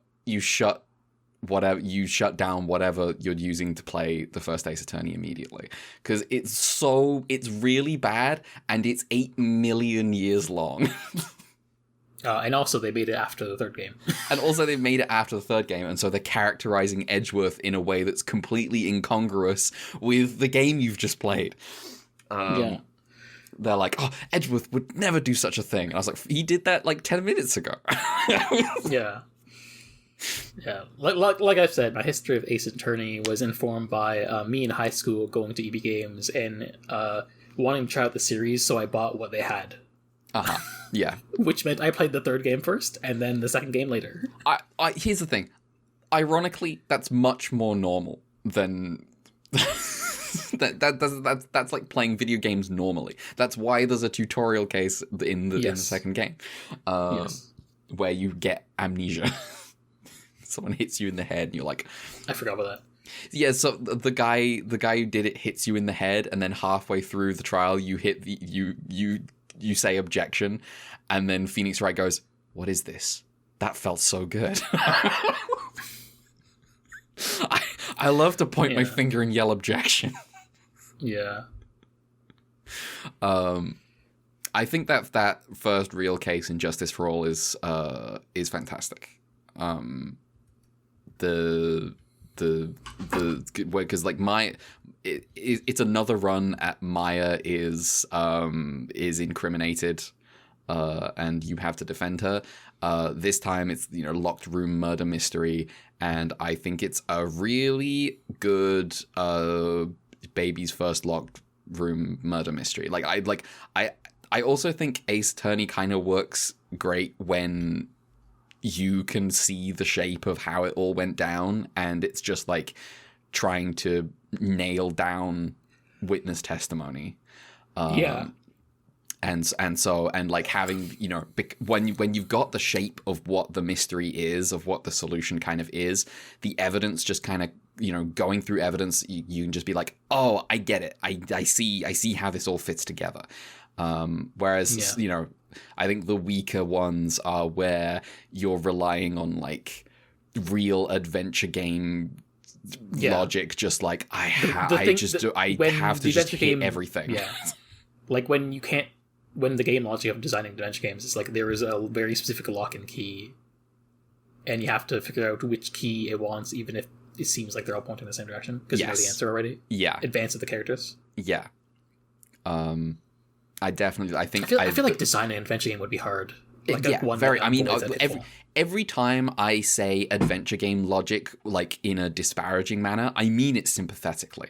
Because even the good ones have it, because it's just fucking hard, because it's just like, it makes perfect sense to the person who's written it, and it's just that it won't work for some people. It's literally random. Like, I've described, Ace Attorney is better when it's like this and when it's not like this.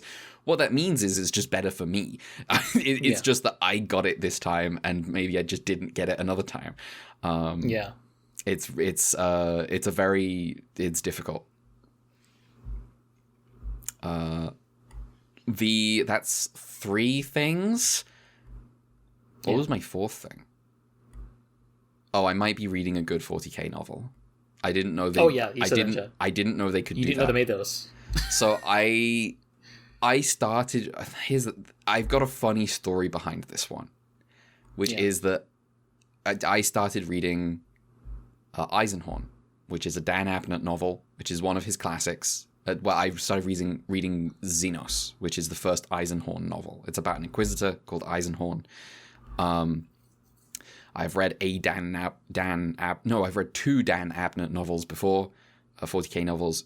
His first one, which is the first Horus Heresy novel, the first in his Gaunt's Ghosts series, which is like him doing Sharp, which was fucking awful. It was so bad.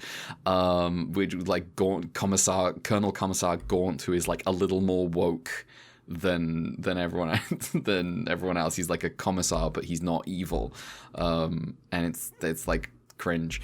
And then I tried reading Xenos like last year or something, and I got a little bit into chapter 1, and then he started talking about, he said, now there are, broadly speaking, 2 categories of Inquisitor.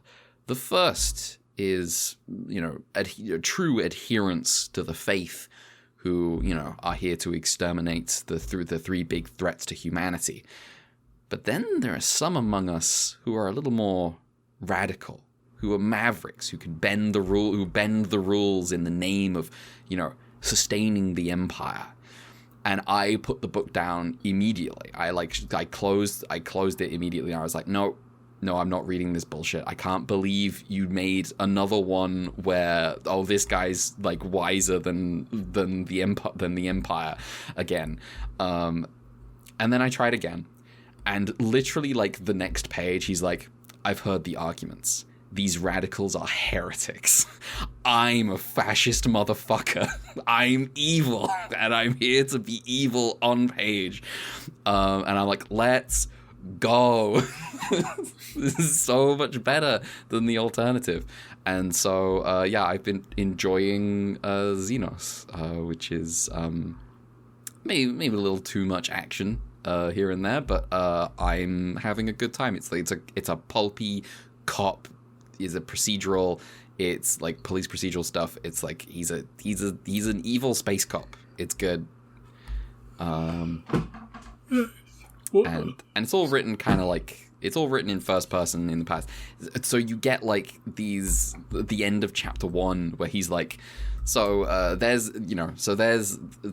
me. Is there anything else you want to know? Am I clean shaven? Yes, I am. These things don't matter. Come and let me show you how I killed the recidivist A-clone. And I was like, okay, this guy's cool. This guy's evil fascist guy. I'm finally enjoying I've enjoyed that one 40k novel that was like the second in the original Horus Heresy trilogy. But it's this one's just good so far. We did it, chat. We did it, chat. Will they ever do it again? I don't know. I didn't know Dan Abnett could write good books. Maybe he had one in it. Yeah. Just the one. That's just me. What have you been up to? Yeah. How do I want to tackle this order? I guess it doesn't matter too much. Anyway. SeaQuest Season 2 is done. Oh, nice. I say nice. Yeah. I feel like you were down on this one. Yeah, it got stupid. Stupid good or stupid bad? Bad. Okay. I immediately shifted to schlocky sci-fi with a lot more guns and action, and a lot less considered science. A lot more stock characters, I think. Like, I think there was a bit more groundedness to the first season, where they cared more about, like, scientists doing scientist things. And in this one, it's more like, more actiony, more dumb politics stuff. More aliens for some reason sometimes, but they introduce a character called Tony Piccolo, who's like a convict who gets his prison sentence reduced by both being both like joining the military and also agreeing to undergo genetic testing to have gills on his side. And his personality is like, hey, I'm walking here. I was gonna say they've introduced a convict character called Tony Piccolo. Yes. Hey. Like everything just feels like more schlocky and dumb. This is a shame SeaQuest didn't last long enough to have a Sopranos crossover. Funny enough, Piccolo's actor's younger brother is also in the show. A younger brother? Older brother? I don't know. There's this character called Dagwood who's like, I forget, they introduce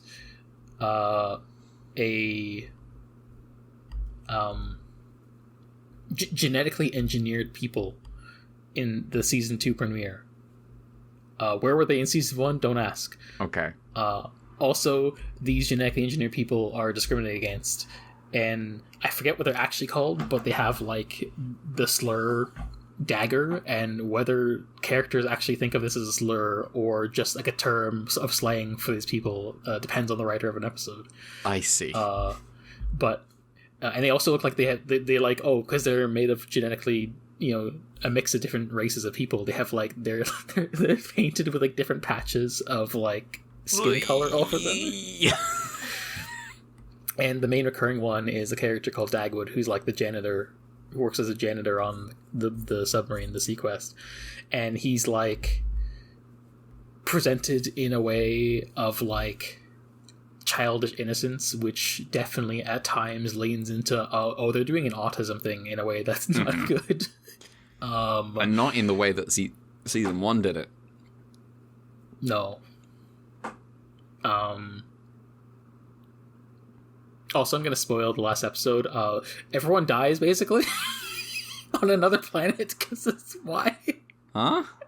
I don't know what the plan is. Apparently, season 3 is like a time skip, like the decade. But, yeah, the season 2 ends with, like, the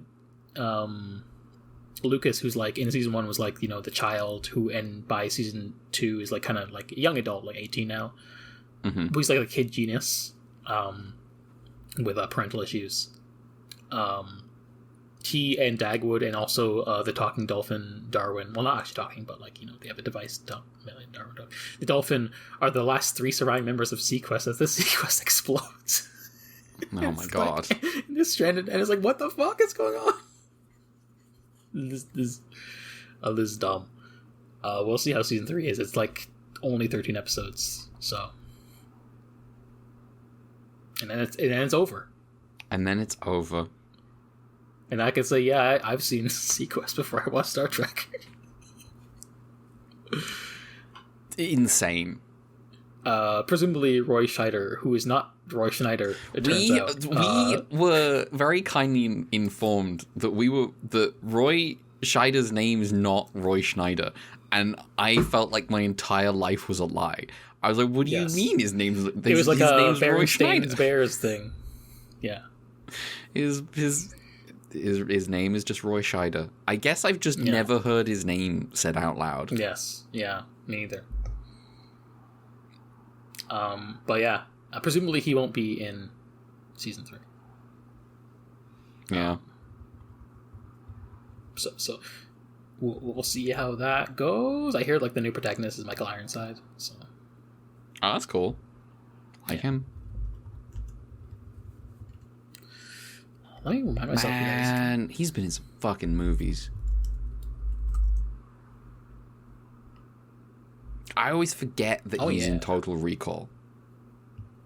Yeah, he's cool in Total Recall. Yeah, or is he? Well, yeah, he is. You know, well, as cool as someone can be when positioned next when getting their arms pulled off by Arnold Schwarzenegger. yeah.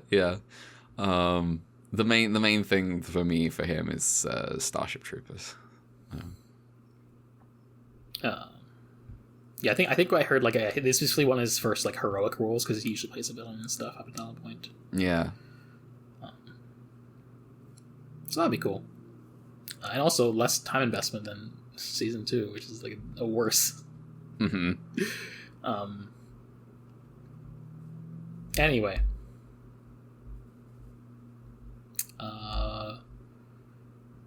Been a while.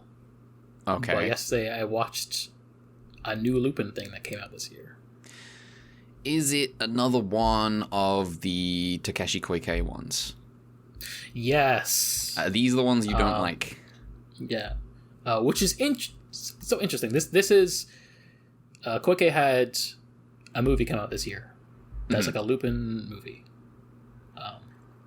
It's so for context. Before you had the first Lupin TV show in a long time, starring them in the 2010s, was The Woman Called Fujiko Mine, where Koike did the character designs, but it was written by Mario Okada and had another director whose name escapes me, but was also a woman. And then, as I guess sequels to that, Koike did a bunch of. They count as movies, but they're more like OVAs because they're like basically 2 half-hour parts to a 50-minute thing. And yeah, so the woman who had the creative vision for Fujiko Mine, which I don't like the first second half of Fujiko Mine, to be honest. I'm a bit cool on it, but like the fact that there's women with a particular vision of Lupin and focusing on Fujiko is interesting, and that's kind of lost when the men basically take over. And so like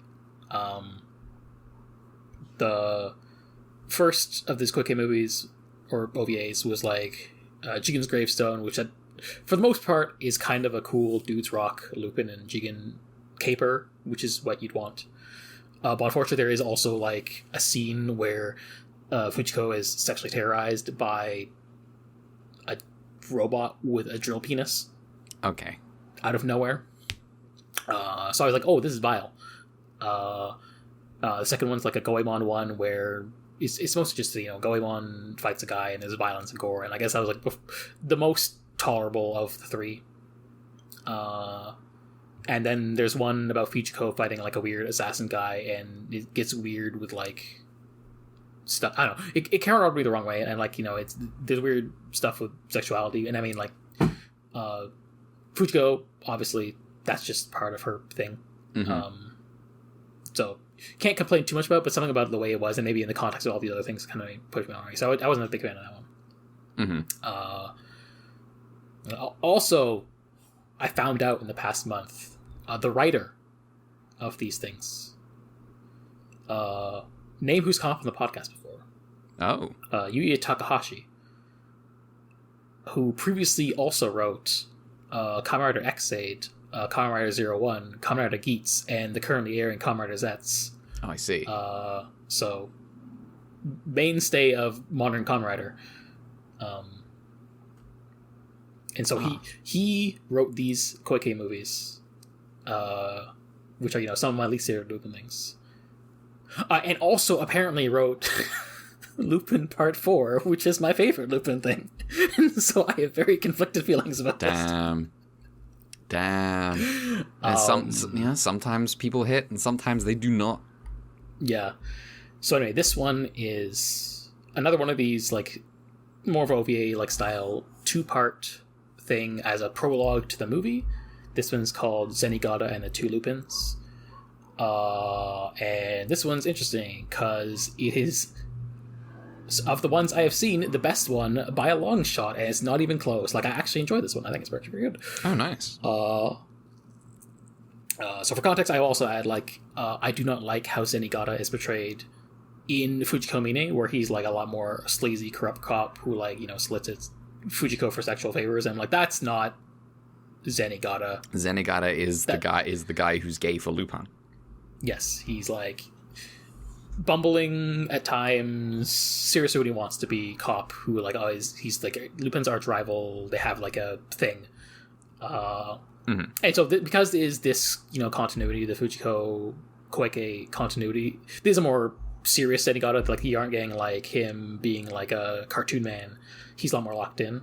But I think it's, you know, that's fine. Like, you can have a serious Zenigata and it works. It's not a portrayal of the character. It's not, he isn't, like, being a corrupt sleazebag cop in this one. He's just, like, more locked in, especially because the context of this plot is there's a serial bombing happening, like a lot of innocent people dying, and the culprit looks like Lupin, and so Zenigata is a lot more like, what the fuck, I thought you were a thief and now you're just killing innocent people with like bombs and stuff, and so he's a lot more like his boyfriend has betrayed him. Yes. And of course, like, there's the two Lupins, and one of them is like our Lupin and one's like a different guy who's doing the bombings for whatever reason. He's wearing a different colored jacket. Kind of, like, he's definitely, like, there's a bit of that, I don't know if it was intentional, but a bit of that green versus red energy, like, less meta. Because green versus red's, like, a weird anniversary meta thing. Whereas this one's just, like, yeah, this guy who looks like Lupin, and I guess he wears a bit more red and black compared to the Lupin here who wears more green, just, like, you know, just tell him apart. But, it's not like it's not the same kind of thing. Right. And it's let's see, specifically it's there is a bombing thing happening in the Soviet Union.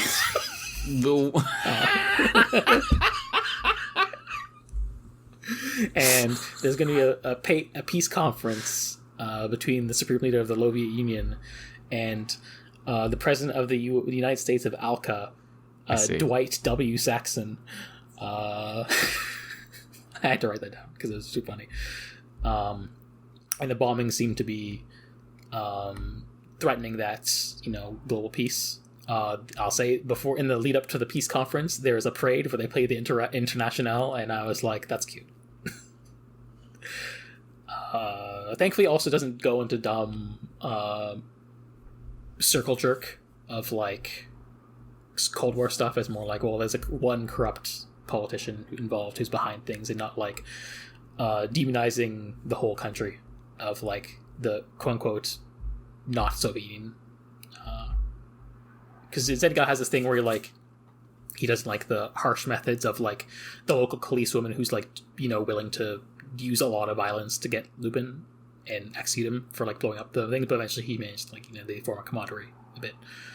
And also, you know, there's a whole thing of, like, you know, Lupin riling up Zenigata, being like, you know, we have a lot in common, actually. It's a shame you're a cop. You should be my partner or something. And Zenigata's like, oh, fuck you. And just sort of, like, fun stuff of, like, you know, there's more camaraderie between Lupin and Zenigata than they, at least one of them, care to admit. Sometimes both of them, depending on the circumstances. And yeah, it's you know, obviously a more serious take on Zenigata and these characters, as is in this continuity, but I think it executes it well, even though it's like a high stakes spy thriller kind of spy thing kind of, but, you know, it's fun. It's the good. Actual kind of sad thing about this is looking at it does kind of look like maybe these Lupin things are, like, the only thing that Takeshi Koike has really done since Redline, which is a little sad. That is a bit sad. Bedtime directed by Takeshi Koike. It's also interesting because it's like, it's also like, there's a little bit at the end where it's like, yeah, we're setting up a movie too.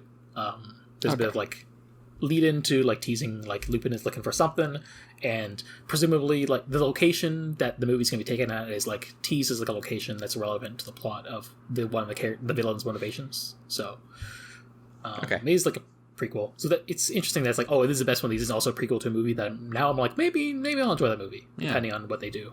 Fingers crossed. Fujiko doesn't get a lot to do in this movie, but in this OVA, but it's fine. And the degree to which like she's imperiled is just like this is the normal amount from Lupin, to be honest. So it's like, well, you can't grading on a curve. It's a multi series.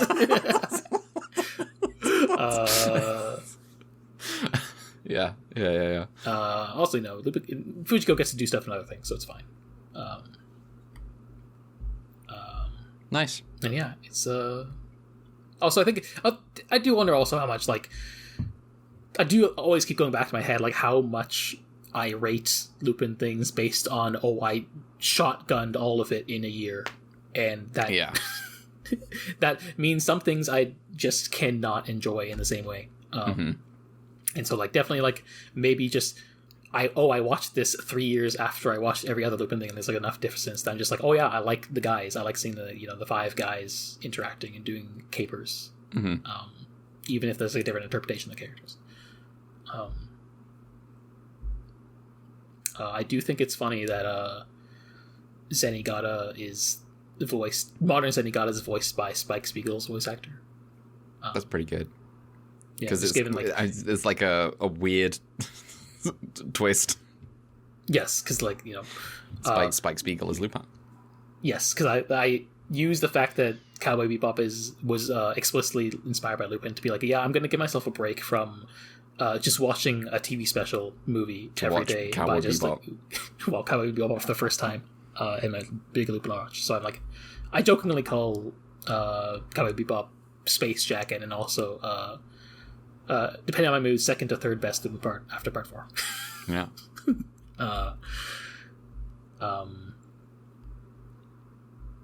But yeah. Nice. Movie is a movie that came out in theaters, so obviously it's not out. Not out yet. Not in the cat site yet, so it'll be a while. But for now, I've seen all of the Lupin I can. Once again, reset the clock. I also finished an RPG. An RPG? Yes. A role-playing a game where you play a role. Yes.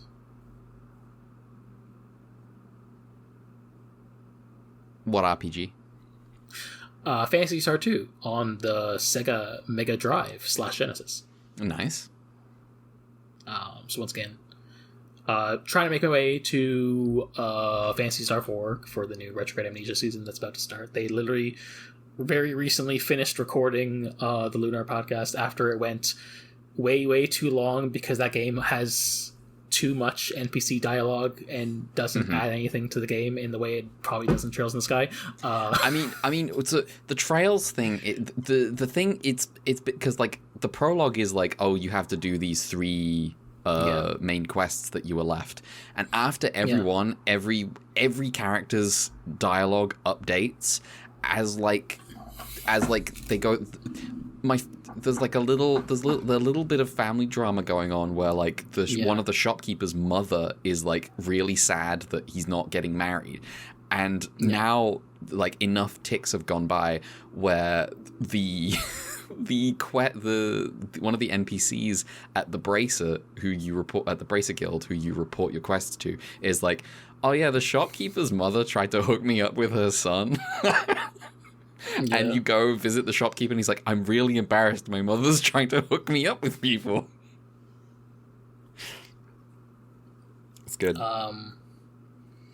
The unfortunate thing with the pod season was that because they're like, well, we are a comprehensive podcast, so they got to do everything.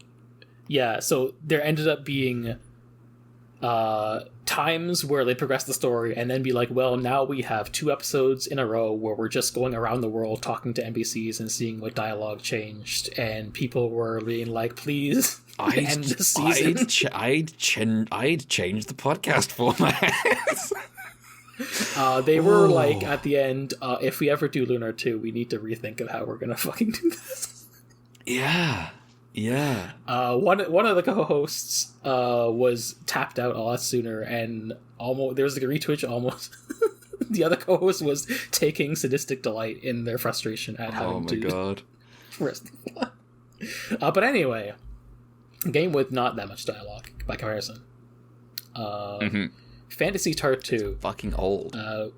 Yeah. Launch title-ish, launch window for the Mega Drive / Genesis. This is a strange video game. A strange video game. I played because it was recommended on the abnormal mapping for Phantasy Star. I played with a patch that doubles experience and money.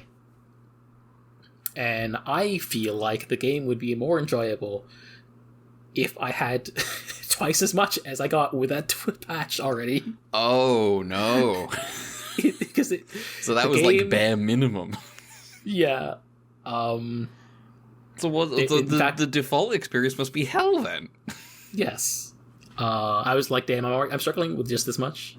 The PS2 remake adds like a easy mode where you can did that 4 times amount, and like the Genesis Mini, which includes Phantasy Star 2 recently, also includes easy mode, also doubles speed and also doubles walking speed. Doubles like experience, money, and walking speed and stuff. So yeah, this game is interesting. It takes place 1,000 years after the first Phantasy Star. Only go to 2 planets this time because first you start on what was once the desert planet in the first Phantasy Star, which has now been terraformed to be a greener planet. Yeah.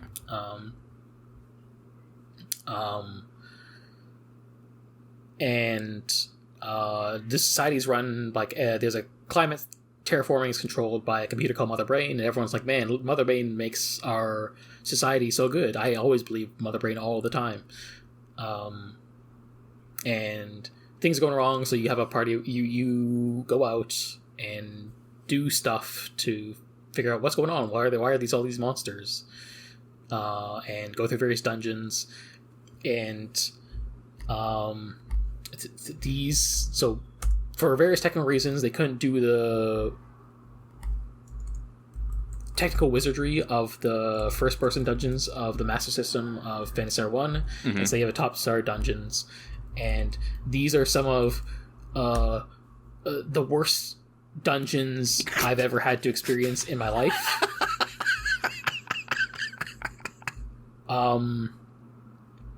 I need to find some dungeon maps, because, oh my god, what the fuck were they doing? Oh yeah, let me see if I can... Star 2 dungeon maps. I'm just going to images.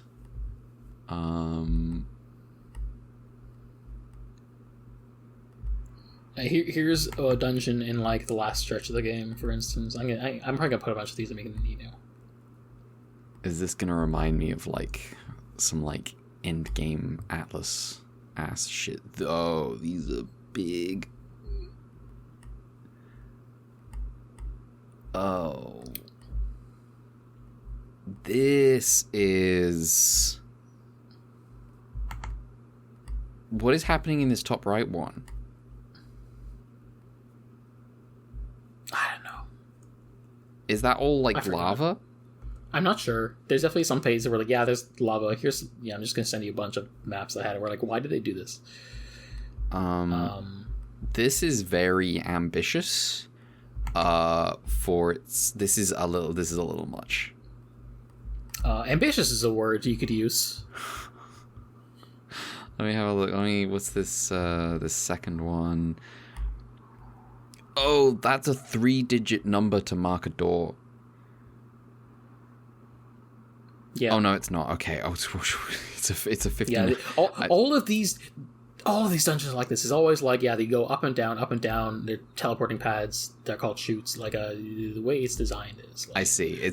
We're not talking about this being like one-off gimmick dungeon situation. This is like every dungeon in the game is like a labyrinth end game Atlas game dungeon. It also has this exact tile set.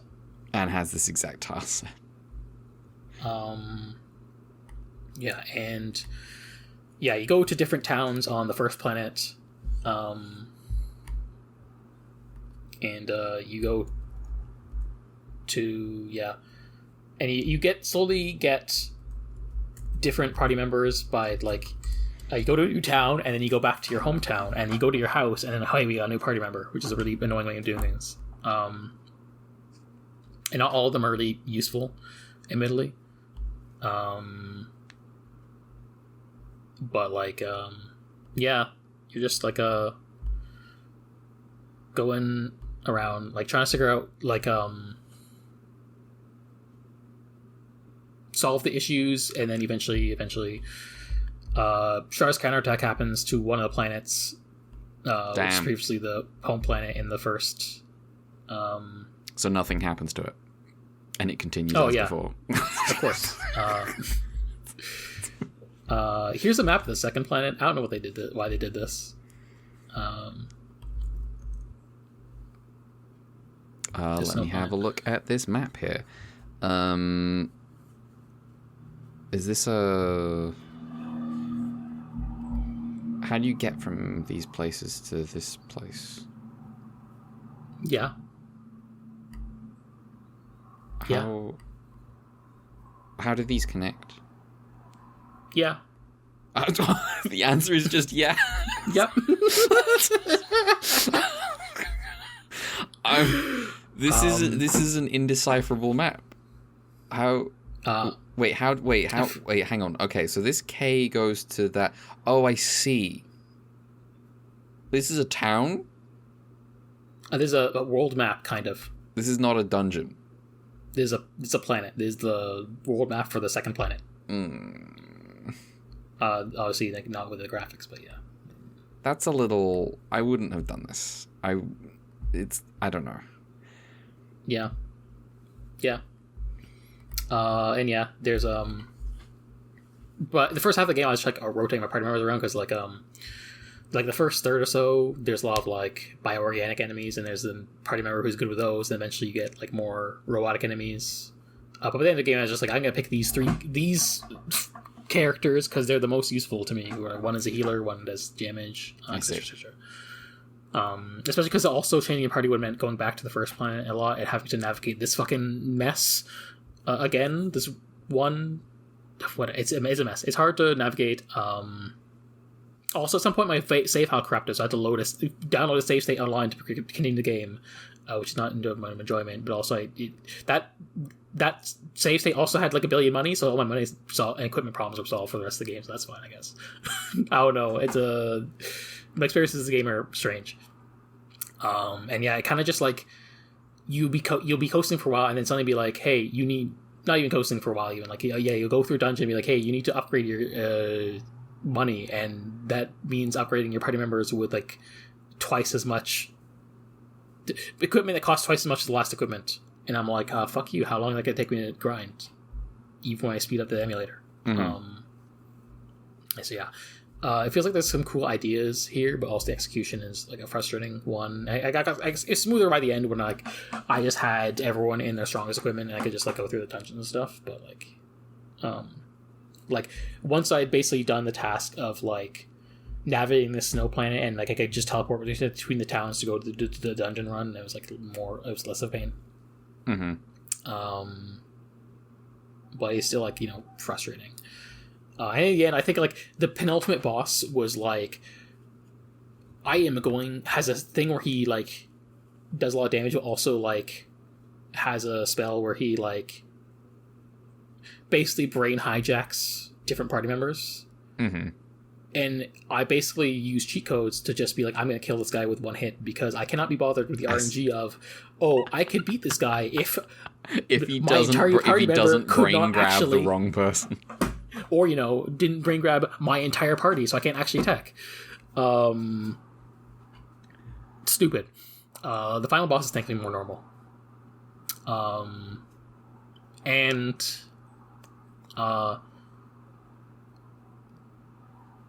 the ending is sick as fuck. I do have to say. Okay.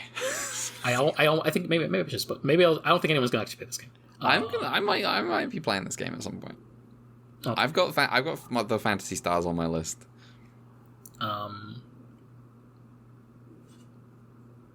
It's the ending's like really cool. Okay, I won't spoil it. I'll keep it myself. Okay. If you're gonna play it, and if you don't want to hear about it. Yeah. I've got the 4 Phantasy Stars on my list. I intend to play them. Okay. I would recommend seeing if you can do a ×4. I will. Maybe binge. I will be looking into it. Do your research. Mm-hmm.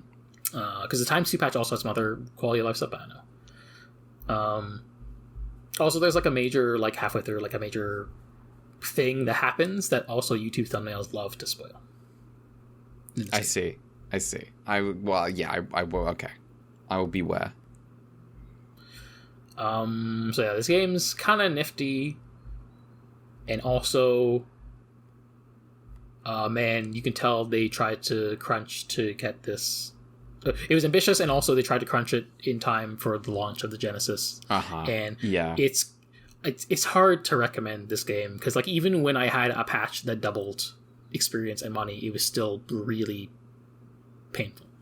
The battle system's right though, I guess. I don't know how to explain it, but it's like the way battle system work is like it almost feels more I don't know. It feels like it's extra steps to make it smoother that maybe has the opposite effect, where it's like you can either press auto to have auto battle, or you go into a menu to set your commands and then go back to auto battle, and then you can cancel the auto battle to like set new commands. It's a weird way to do things.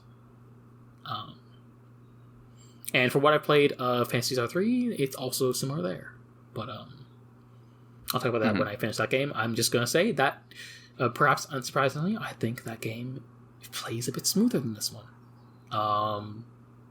Even though that game is also considered a black sheep for nerd reasons, I guess. I'll look into that more later. But for now, yeah, that's my Phantasy Star journey is at least like half over, and really, realistically, like I only need to binge the first 3 games, and the 4th one I'll be playing along with the podcast, and I can just go at it slower. But yeah. And the last thing, maybe more substantial. Well, I don't know, this is a full ass RPG, but for the first time in a while, I have read a novel of the visual kind. Oh. Yeah. What visual novel? So how do I describe this? I read what can be described as a Renpai port of a 1999 visual novel called Tsui no Sora. Okay. With an English translation. Reason being, the original one was apparently made in an old Windows multimedia program that is like impossible to run and lacks a lot of quality of life features that make reading a visual novel manageable. And so basically it was like, a bunch of people were just like, yeah, we just basically ported the game into a more modern engine. That I see. And yeah, I don't know how do I begin with this, because this is like me talking about things I'm not an expert on. But there's apparently kind of influential novel. Okay. That is a visual novel, because it's like 1999 and was, I think when I looked up history stuff, like considered one of the big early quote-unquote Denpa novels, visual novels, with Denpa being like a really weird sub niche genre of like hard to pin down, but when you see it, type of psychological fuckery horror type thing. And there's also the debut work of a notable writer in the visual novel space called Skaji. And because he wrote this in university, I think he's like still a university student when he wrote this, and it seems, based on what I have researched, it was written at a time when he was a less mature writer and person, because he was in university, and his entire career has basically in a way been him as he grows up as a person and a writer, responding to this original work in a way. And also, obviously this is influential on like future people wanting to make Denba style visual novel works. And okay, so basically, the premise. First off, there's like structurally, there's like 4.5-ish chapters in this story. And the premise is that you got the VN protagonist Yukito, and his childhood friend Kotomi go to school one day, and one of their classmates, Zakuro, has the previous day jumped off the roof of the school. Okay. And this, I guess, content warning, suicide stuff, blah, blah, blah. And this freaked out most of the student body, even though like Zakuro was like someone who was like ostracized and bullied a bunch. But also apparently, and Kotomi confirms this because she was like one of the last people to see her. She was like, before she passed, she was talking about how the world is going to end on July 20th, and now everyone's kind of like freaking out about that. And then out of nowhere, local soft boy peeing and pooping guy of the class, Takuji, has randomly locked in and is like, after like bashing a teacher's head in with a vase, is like, wake up, sheeple, the world really is going to end on the 20th, and also I'm the Messiah, and somehow manages to turn the school into a cult.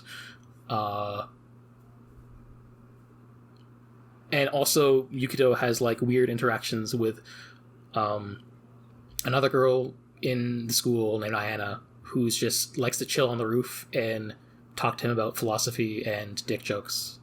And she also obviously comments like, the end sky is coming soon. Tsui no Sora, meaning end of the sky or end sky, kind of. So there's stuff going on, kind of. And so basically the story is like, you have one chapter which is like Yukito's version of events as he's like going through these few days. The second is like Kotomi's point of view, from the same point of events. A lot of the same repeated text, unfortunately. And then third one is actually Zakuro's point of view, which is like a few days before. And then finally you get Takuji's point of view as the cult leader going on in the background, and then you get like a little epilogue with Yukito. Except there's a hidden route system where you kind of get locked on in Yukito's route. There's like a choice halfway through the game where it either puts you on the Kotomi or Ayana route, and that gives you different endings. But also when you beat the game the first time, they just give you like a chapter select, so you can just like go clean up stuff pretty easily after that. Also, the game's short as fuck. I think it's like 5 to 10 hours to do, so it's a small game. I think keeping that in mind, it is pretty nifty. It's got like weird psychological vibes, spooky shit happening. The aesthetics of this game are just kind of cool because like it's a presentation. I guess just a screenshot. You got like this presentation of like kind of like halfway between like normal modern minimalist UI and like the more this earlier. Is cool. more minimalist. Like you got like here, characters, like you have backgrounds, but also you have like a UI where there's a back. Everything's like a window, and there's a sky in the background. So you've got like this weird layering where there is a blue sky background in the game. There is then a place background for like a location background for where you are. There is a sprite in front of it that is in the location but stands out like in front of the frame of the location, and then in front of that sprite there is a dialogue box. Yes. And also the game has some fun where like it mixes. I don't know how familiar you are. This feels like stage. I don't know. It's just that whole layering lends it such an interesting. It's really cool vibe. And part of the reason I actually read this is like, one, I know this game is like historically interesting, but also like a friend of mine helped work on this port, so I was like, okay, I'll check it out. And it's like a short.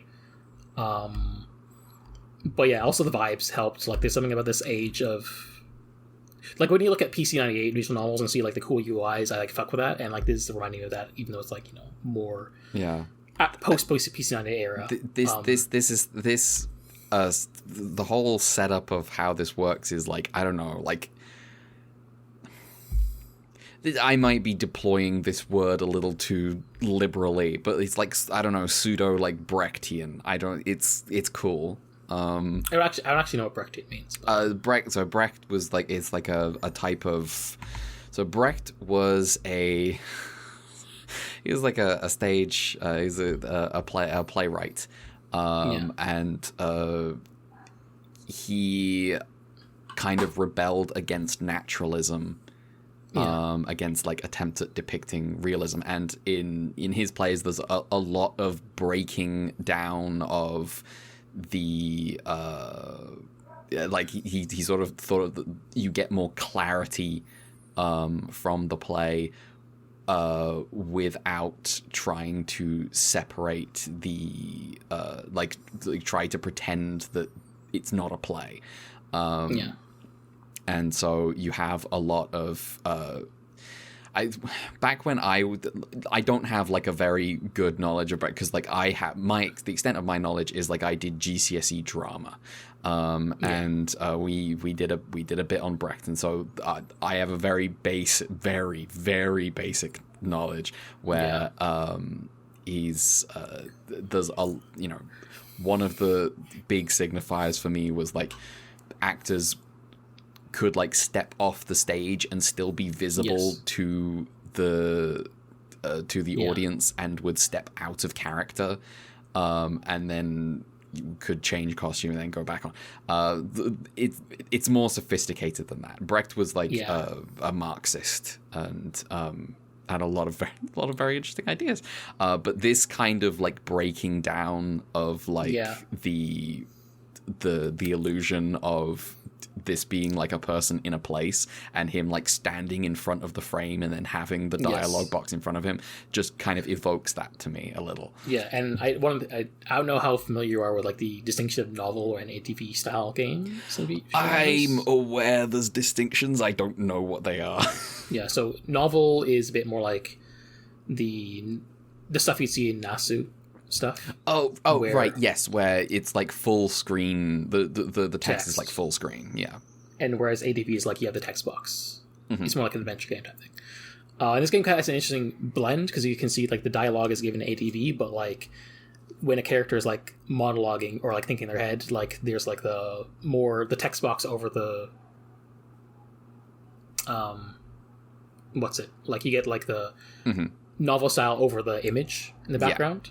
And sometimes you have like a fun thing where like a character is thinking a thing and someone is talking to them and trying to get their attention. So you have like the text box, someone is talking while the character is like having their thoughts. Then and it's cool. I fuck with that.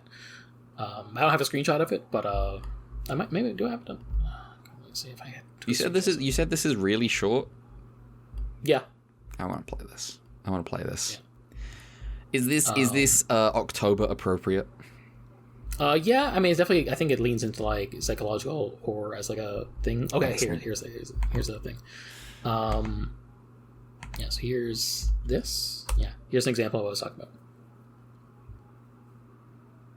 Oh, nifty. So yeah, we've got the novel style over the frame with like the location, and then we've got the character thought in the dialogue box below. Oh, that's cool.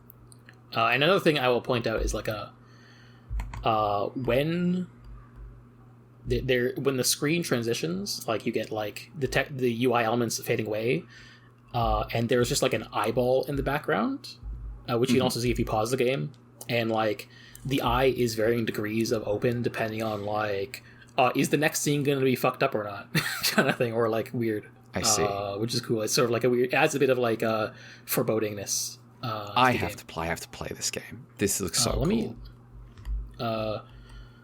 Yeah. Let me get you like the link. Yeah, thank you. I will say, first of all, I have to add some. There should be some content warnings. First of all, this is an eroge. And then maybe as you expect for like something like a psychological horror element, cultists are main actors, and also it was written by maybe edgy nihilist university student. Some of those scenes are maybe not have a bit of shock value in them. I see. Also, they're not the most well written, to be honest. I think once I got the initial hump of like the first one. I have read Tsukihime. I will be fine. Yes. Nasu truly can't write. Yeah, this is also just for the audience. This is just for the audience. Just like, there's going to be scenes in this that are like not great or comfortable. And also, once I got over the hump of like, shock value, and I was just rolling my eyes, I was mostly just having a space of like, yeah, I get it. These are also kind of going a bit too long, especially because, especially like backloaded. Because like, Yukito's route is like the tamest. Like you see the least of the fucked up shit going on. It's and then as you get further on the routes, more of those scenes pop up, and they go a little too long. And then, for whatever reason, Takuji, I guess because he's the point of view character where he's leading the cult, there's a lot more of those scenes, not only in his route by volume, but also in close proximity to each other. And I'm like, please, I want to just get to the part where you see him interacting with characters or himself in his own weird delusions. But the stuff outside that stuff is cool. I will also say the two endings are pretty neat and just sort of like, damn, that's the vibes and weird. Just kind of like evocative, like stuff going on. Just definitely try and get the two endings if you can. Yeah. The people who did the remake, did this port, recommend kind of like getting the INF ending first, and then doing the Kotomi ending next. What I'd recommend is maybe doing the INF ending for your first playthrough, and then like using the chapter select to see the Kotomi ending, because the Kotomi route ends up adding different Eero CGs for Yukito and Kotomi's route. And I don't care for the content of the one in Kotomi's route. I was like, that's the one that actually turns me off in terms of like, that's gross. People don't do that. I see. But you also have your personal freedom. I do have my personal freedom. I suspect I will Werner Herzog this. I will not. Yes. You cannot avert your eyes. I will simply be seeing it. It is what it is. Yeah. Also, interesting thing about this visual novel is I know that it's kind of got 2-ish Asterix remakes. Okay. Down the road. In they go on like in 2010. That's like it started as a more proper remake and ended up ballooning into a expanded reimagining. That's like a pretty different, its own kind of thing, but also it's obviously like a reimagining of the thing. It's kind of like a popular novel in its own right, maybe more so. And then it got a more faithful remake in 2020 that's like to celebrate the 10th anniversary of that original 2010s in my reimagining, and also assumes you read it, so that's interesting. And also this, the writer's also been like doing stuff that's like, I guess, like again, like I said, responding to his original work in a way, as he grows up is like, this is definitely like a more nihilist work, and then as he grows up, he's like, well, maybe there is hope in the world that we should appreciate, despite how fucked up stuff is. Yeah. So yeah. I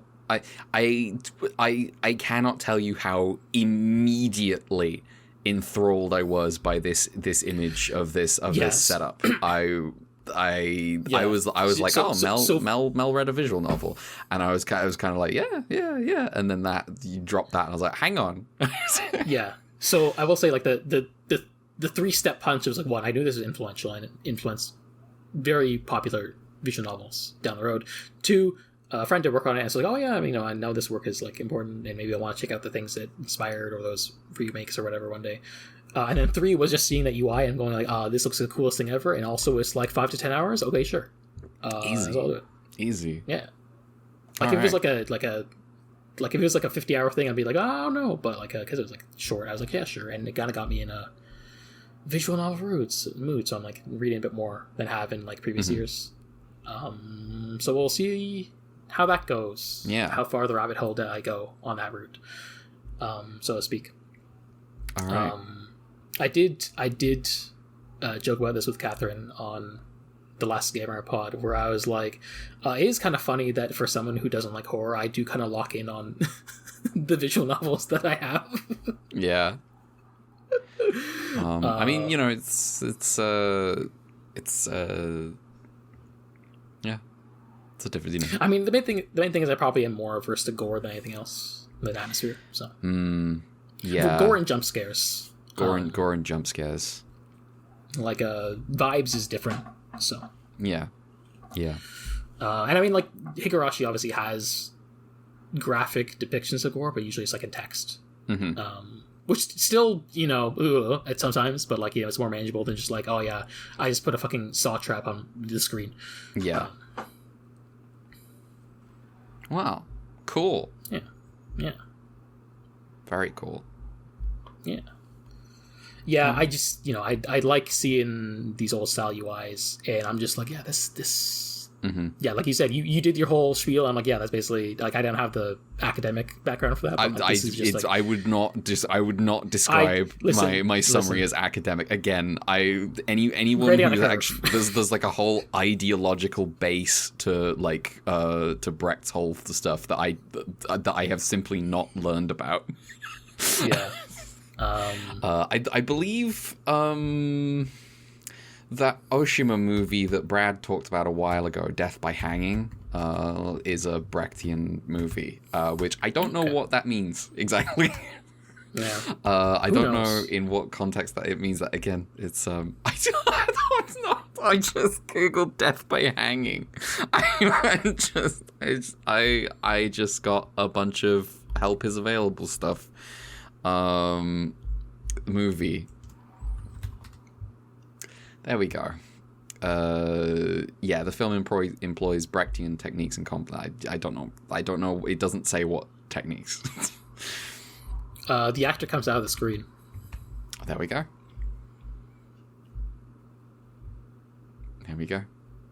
Yeah. Anyway. Cool. That is us. I think we're done. Do we have any emails for this week? I think we do. We do. I think Kat sent one. Yep, she did. Hello, Kat. Subject line: Invaders from the dimension where the show is good. Yes. I wonder what that's like. Wish we were there. Probably would be if we weren't watching this podcast. Doing this for the podcast. Yeah, anyway. We'd just be like, skip. Parentheses. Waited a few weeks till I had a decent amount to say, so a long one. Oops. That is okay. I started the positivity as a bit, but I can't lie, I really enjoyed some of these. My favorites from those last few batches have been, what? A Beautiful Challenger. Me aside. That's surprising for me, because I would have thought she would have been weird about it. I don't know if that was a really good, ambitious feminist episode. But anyway, let's hear what Kat's thoughts are on this. As long-time Yuri warrior, I loved an episode mostly about heated drama between women. It's not over a guy. You know what? You know what? Yeah, sure. There's a little something. This episode passes the Bechdel test, confirmed. It's not over a guy or represented as a childish cat fight or anything. There's really something to chew on. Jumping up to challenge her to a sword fight, trying to stay stoic while she subjects you to moral fear in the training flight. Then her inexplicable trust in your crazy plan. You construct intricate rituals. Parentheses. This may have been influenced by Jun's actress looking a lot like the main hero from Spielberg, who has a whole gay as hell thing going on in her own way, so I'm keeping of her. I see. I also like that as much as you're right that the idea of a single woman's division is tokenistic, they were still entirely positive on Jun and Jonah being rowdy and ambitious and doing crazy maverick stuff. Older shows sometimes reserve that kind of thing for the male characters. I guess that's true, but also I wish Jonah would actually get to do it in this show, then. Yeah. They do frame it as like, oh, well, she got over it and became a more normal woman. And meanwhile, Ito is here being whatever, I guess. Meanwhile, Ito is here is a great summary of UGM. Why is he here? So cool. We had a captain. Now, here's the thing. He was actually cool this week. That him being like, we'll fucking charge right into the barrack ship. Yeah, that was cool. The time tunnel one. Robert Gomez voice. You're too late. Yeah. The time tunnel one. Just crazy. Oh, because we went through a time portal. Wait, no, it's a dimensional portal where it's the Line of the Dead, which is a dimension you can go to and is also feudal Japan. And also there's an interdimensional conquerors here with a high-tech base and a guy in a spiky lizard half mask, and he's here to invade the afterlife. That one is pretty fun. I assume this is just what Soul Society is like. Soul Society is a little bit more. There's a murder mystery going on in the Soul Society arc, in the first one in Bleach. Honestly, it kind of. Here's the thing. Got it. Everyone really likes Soul Society. Everyone really likes the bits of Bleach that aren't boring, and then Bleach is, Bleach is unfortunate. People wish Bleach is wishing Bleach was better.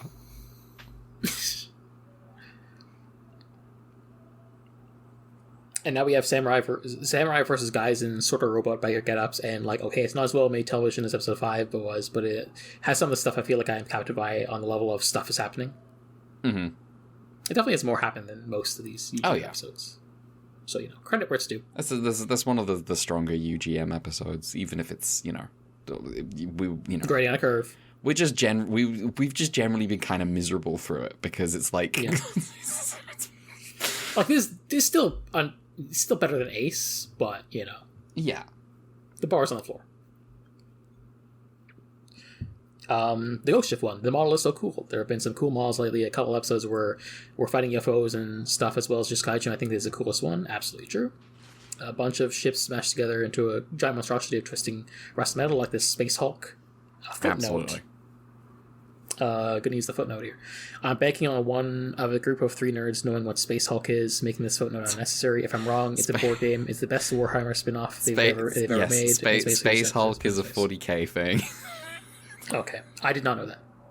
It's like a game that's come in many different iterations, but it's basically Space Marines go to a Space Hulk, which is there's abandoned ships, and they wander through dark corridors while they get killed by like gene stealers or whatever. They get killed by fucking what are they called? They're not the thing that the Zerg got stolen. What's the what are they called? No, Zerg are Tyranids? these Tyranids. There we go. Tyranids? Jesus Christ. I just had the syllable nids in my mind, and I couldn't get the first bit. To me, when I'm naming dynastic empires. But yeah, there are Tyranids on the ship, and it's doing like alien stuff, xenomorph stuff. Yeah. Anyway, yeah, Space Hulk, Ball and Water. I wonder if both were inspired by some older ghost story I'm not aware of. I also wonder if Hirohiko Araki ever saw this episode. Anyway, everything with this thing is what I'm is most of what I remember. The writing was kind of whatever, but it was hilarious that they led this kid into UGM's secret base, presumably knowing his dad was just missing, just so he could yell at Takeshi and leave. Officer Yamato, your 3 o'clock guilting is here. Oh, a Space Hulk is specifically a mass of... It's like lots of ships. Okay. I didn't know that.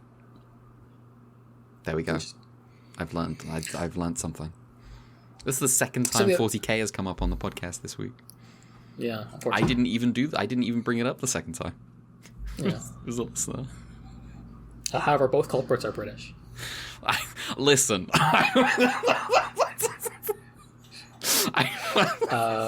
I mean, I guess fair enough. Games Workshop still guilty. We're all trying to find out who. We're trying to find. I was an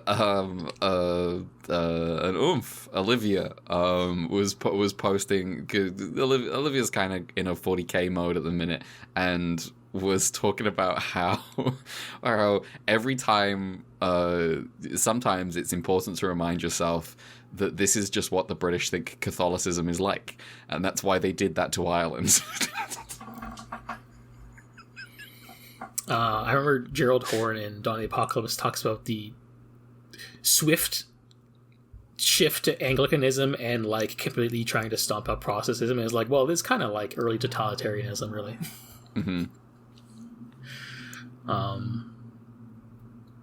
Even though all he did is change the Pope with the King. It's just it's you know, Anglicanism is the fakest type of Protestantism to me. I cannot take it seriously. It is simply Britain is a place, you know, where there is a king, and quite simply, that's more important than God. At least with like Orthodox churches, it is kind of like a precedent of like, oh yeah, this country has its own patriarch church kind of thing. Mm-hmm. Maybe Anglicanism is just trying to like re-orthodoxize the Western Church. Maybe. Oh, maybe Henry's just like, need a son. Maybe Henry is like, man, I could use all this primitive accumulation from the church lands to help fund colonial ventures and kickstart capitalism. But anyway, yeah. Some of the others were kind of crap though. Yeah, mixed on the one where the foam is melting guys because I love that kind of effect, but original Kamen Rider did better. Yeah. Oh, the original Kamen Rider shit with people melting is great. They sure tried to do that again in Shin Kamen Rider, which I do not like. Oh, that's a shame. I do like the concept that either subliming Ian Banks style is possible in this universe, and these aliens are nearly there. Parentheses, is that what Ultras are since they're made of light and can change their form?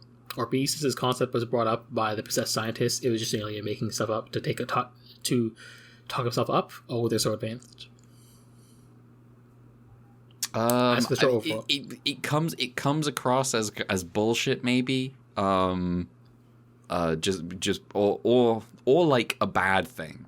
It's either bullshit or it is real, and aiming for it is like bad and evil.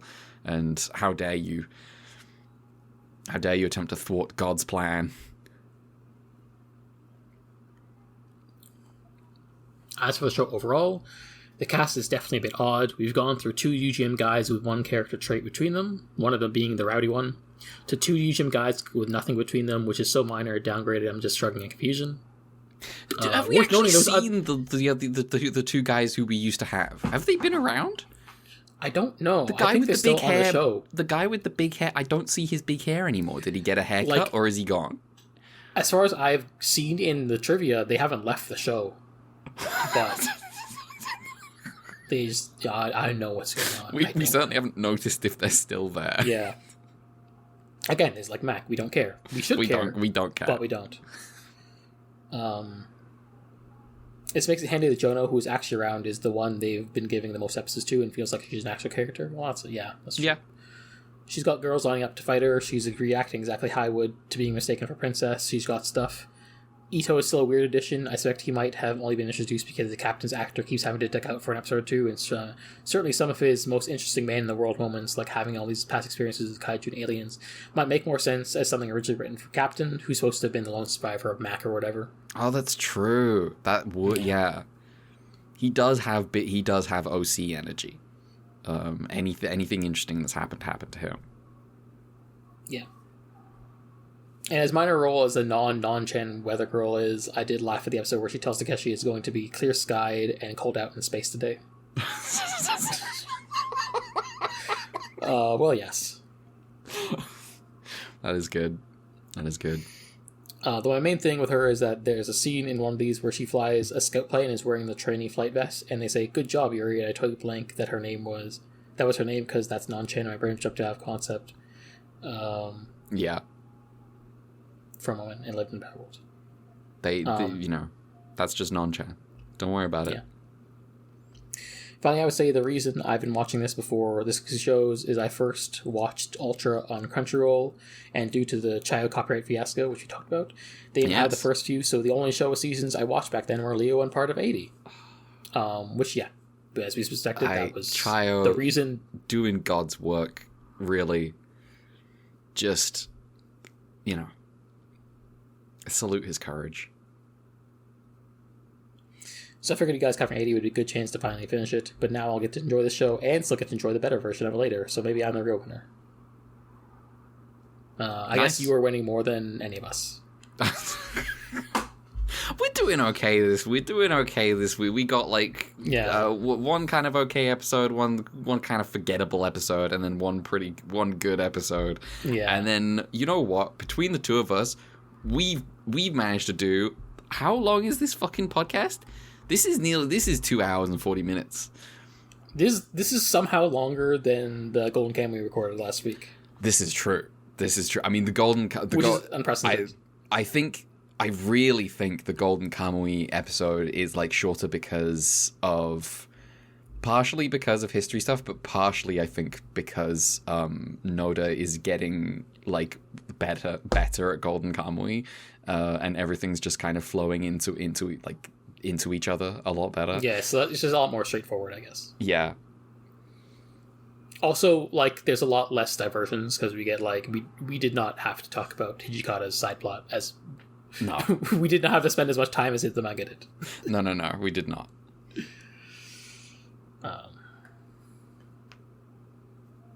Is there any more to this email?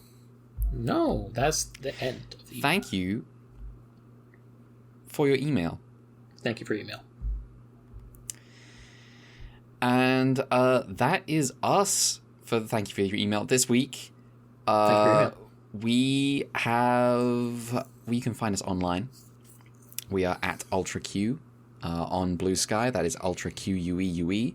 We're also on Twitter at Ultra_QUEUE. I'm on Blue Sky. I'm at Red November. Those are my plugs. Mel, your plugs. Email ultrapod@gmail.com. Coffee, ultraqfund. Brad, be invoked in places. In places. Brad is currently, well, he's not currently playing fighting games. I think he's just left. But he's been playing fighting games. I hope Brad knows we have 5 episodes of Omega to watch for next week.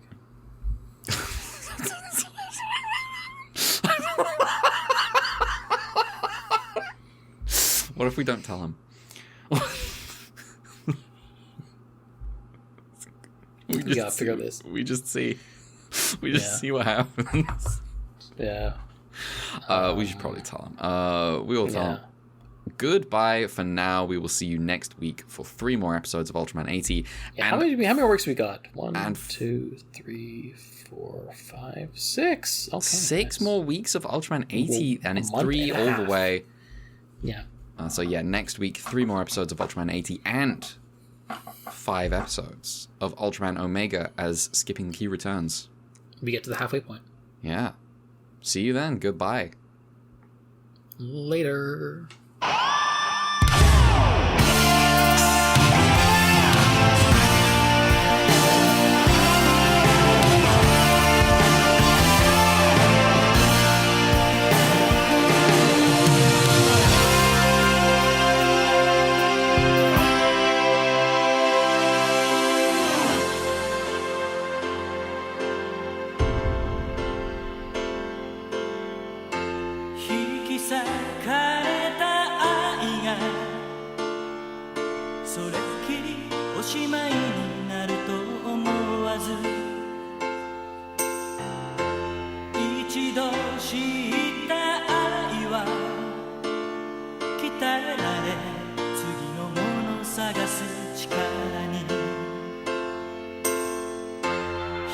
に裂かれた愛が残すもの何もないなどと言わずに胸焦がした愛は抱き合ったぬくもりを残し今でも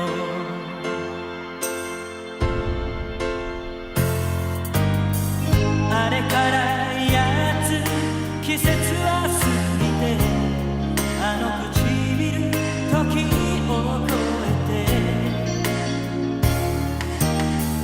過去のものより赤々と今の僕に命続く源くれる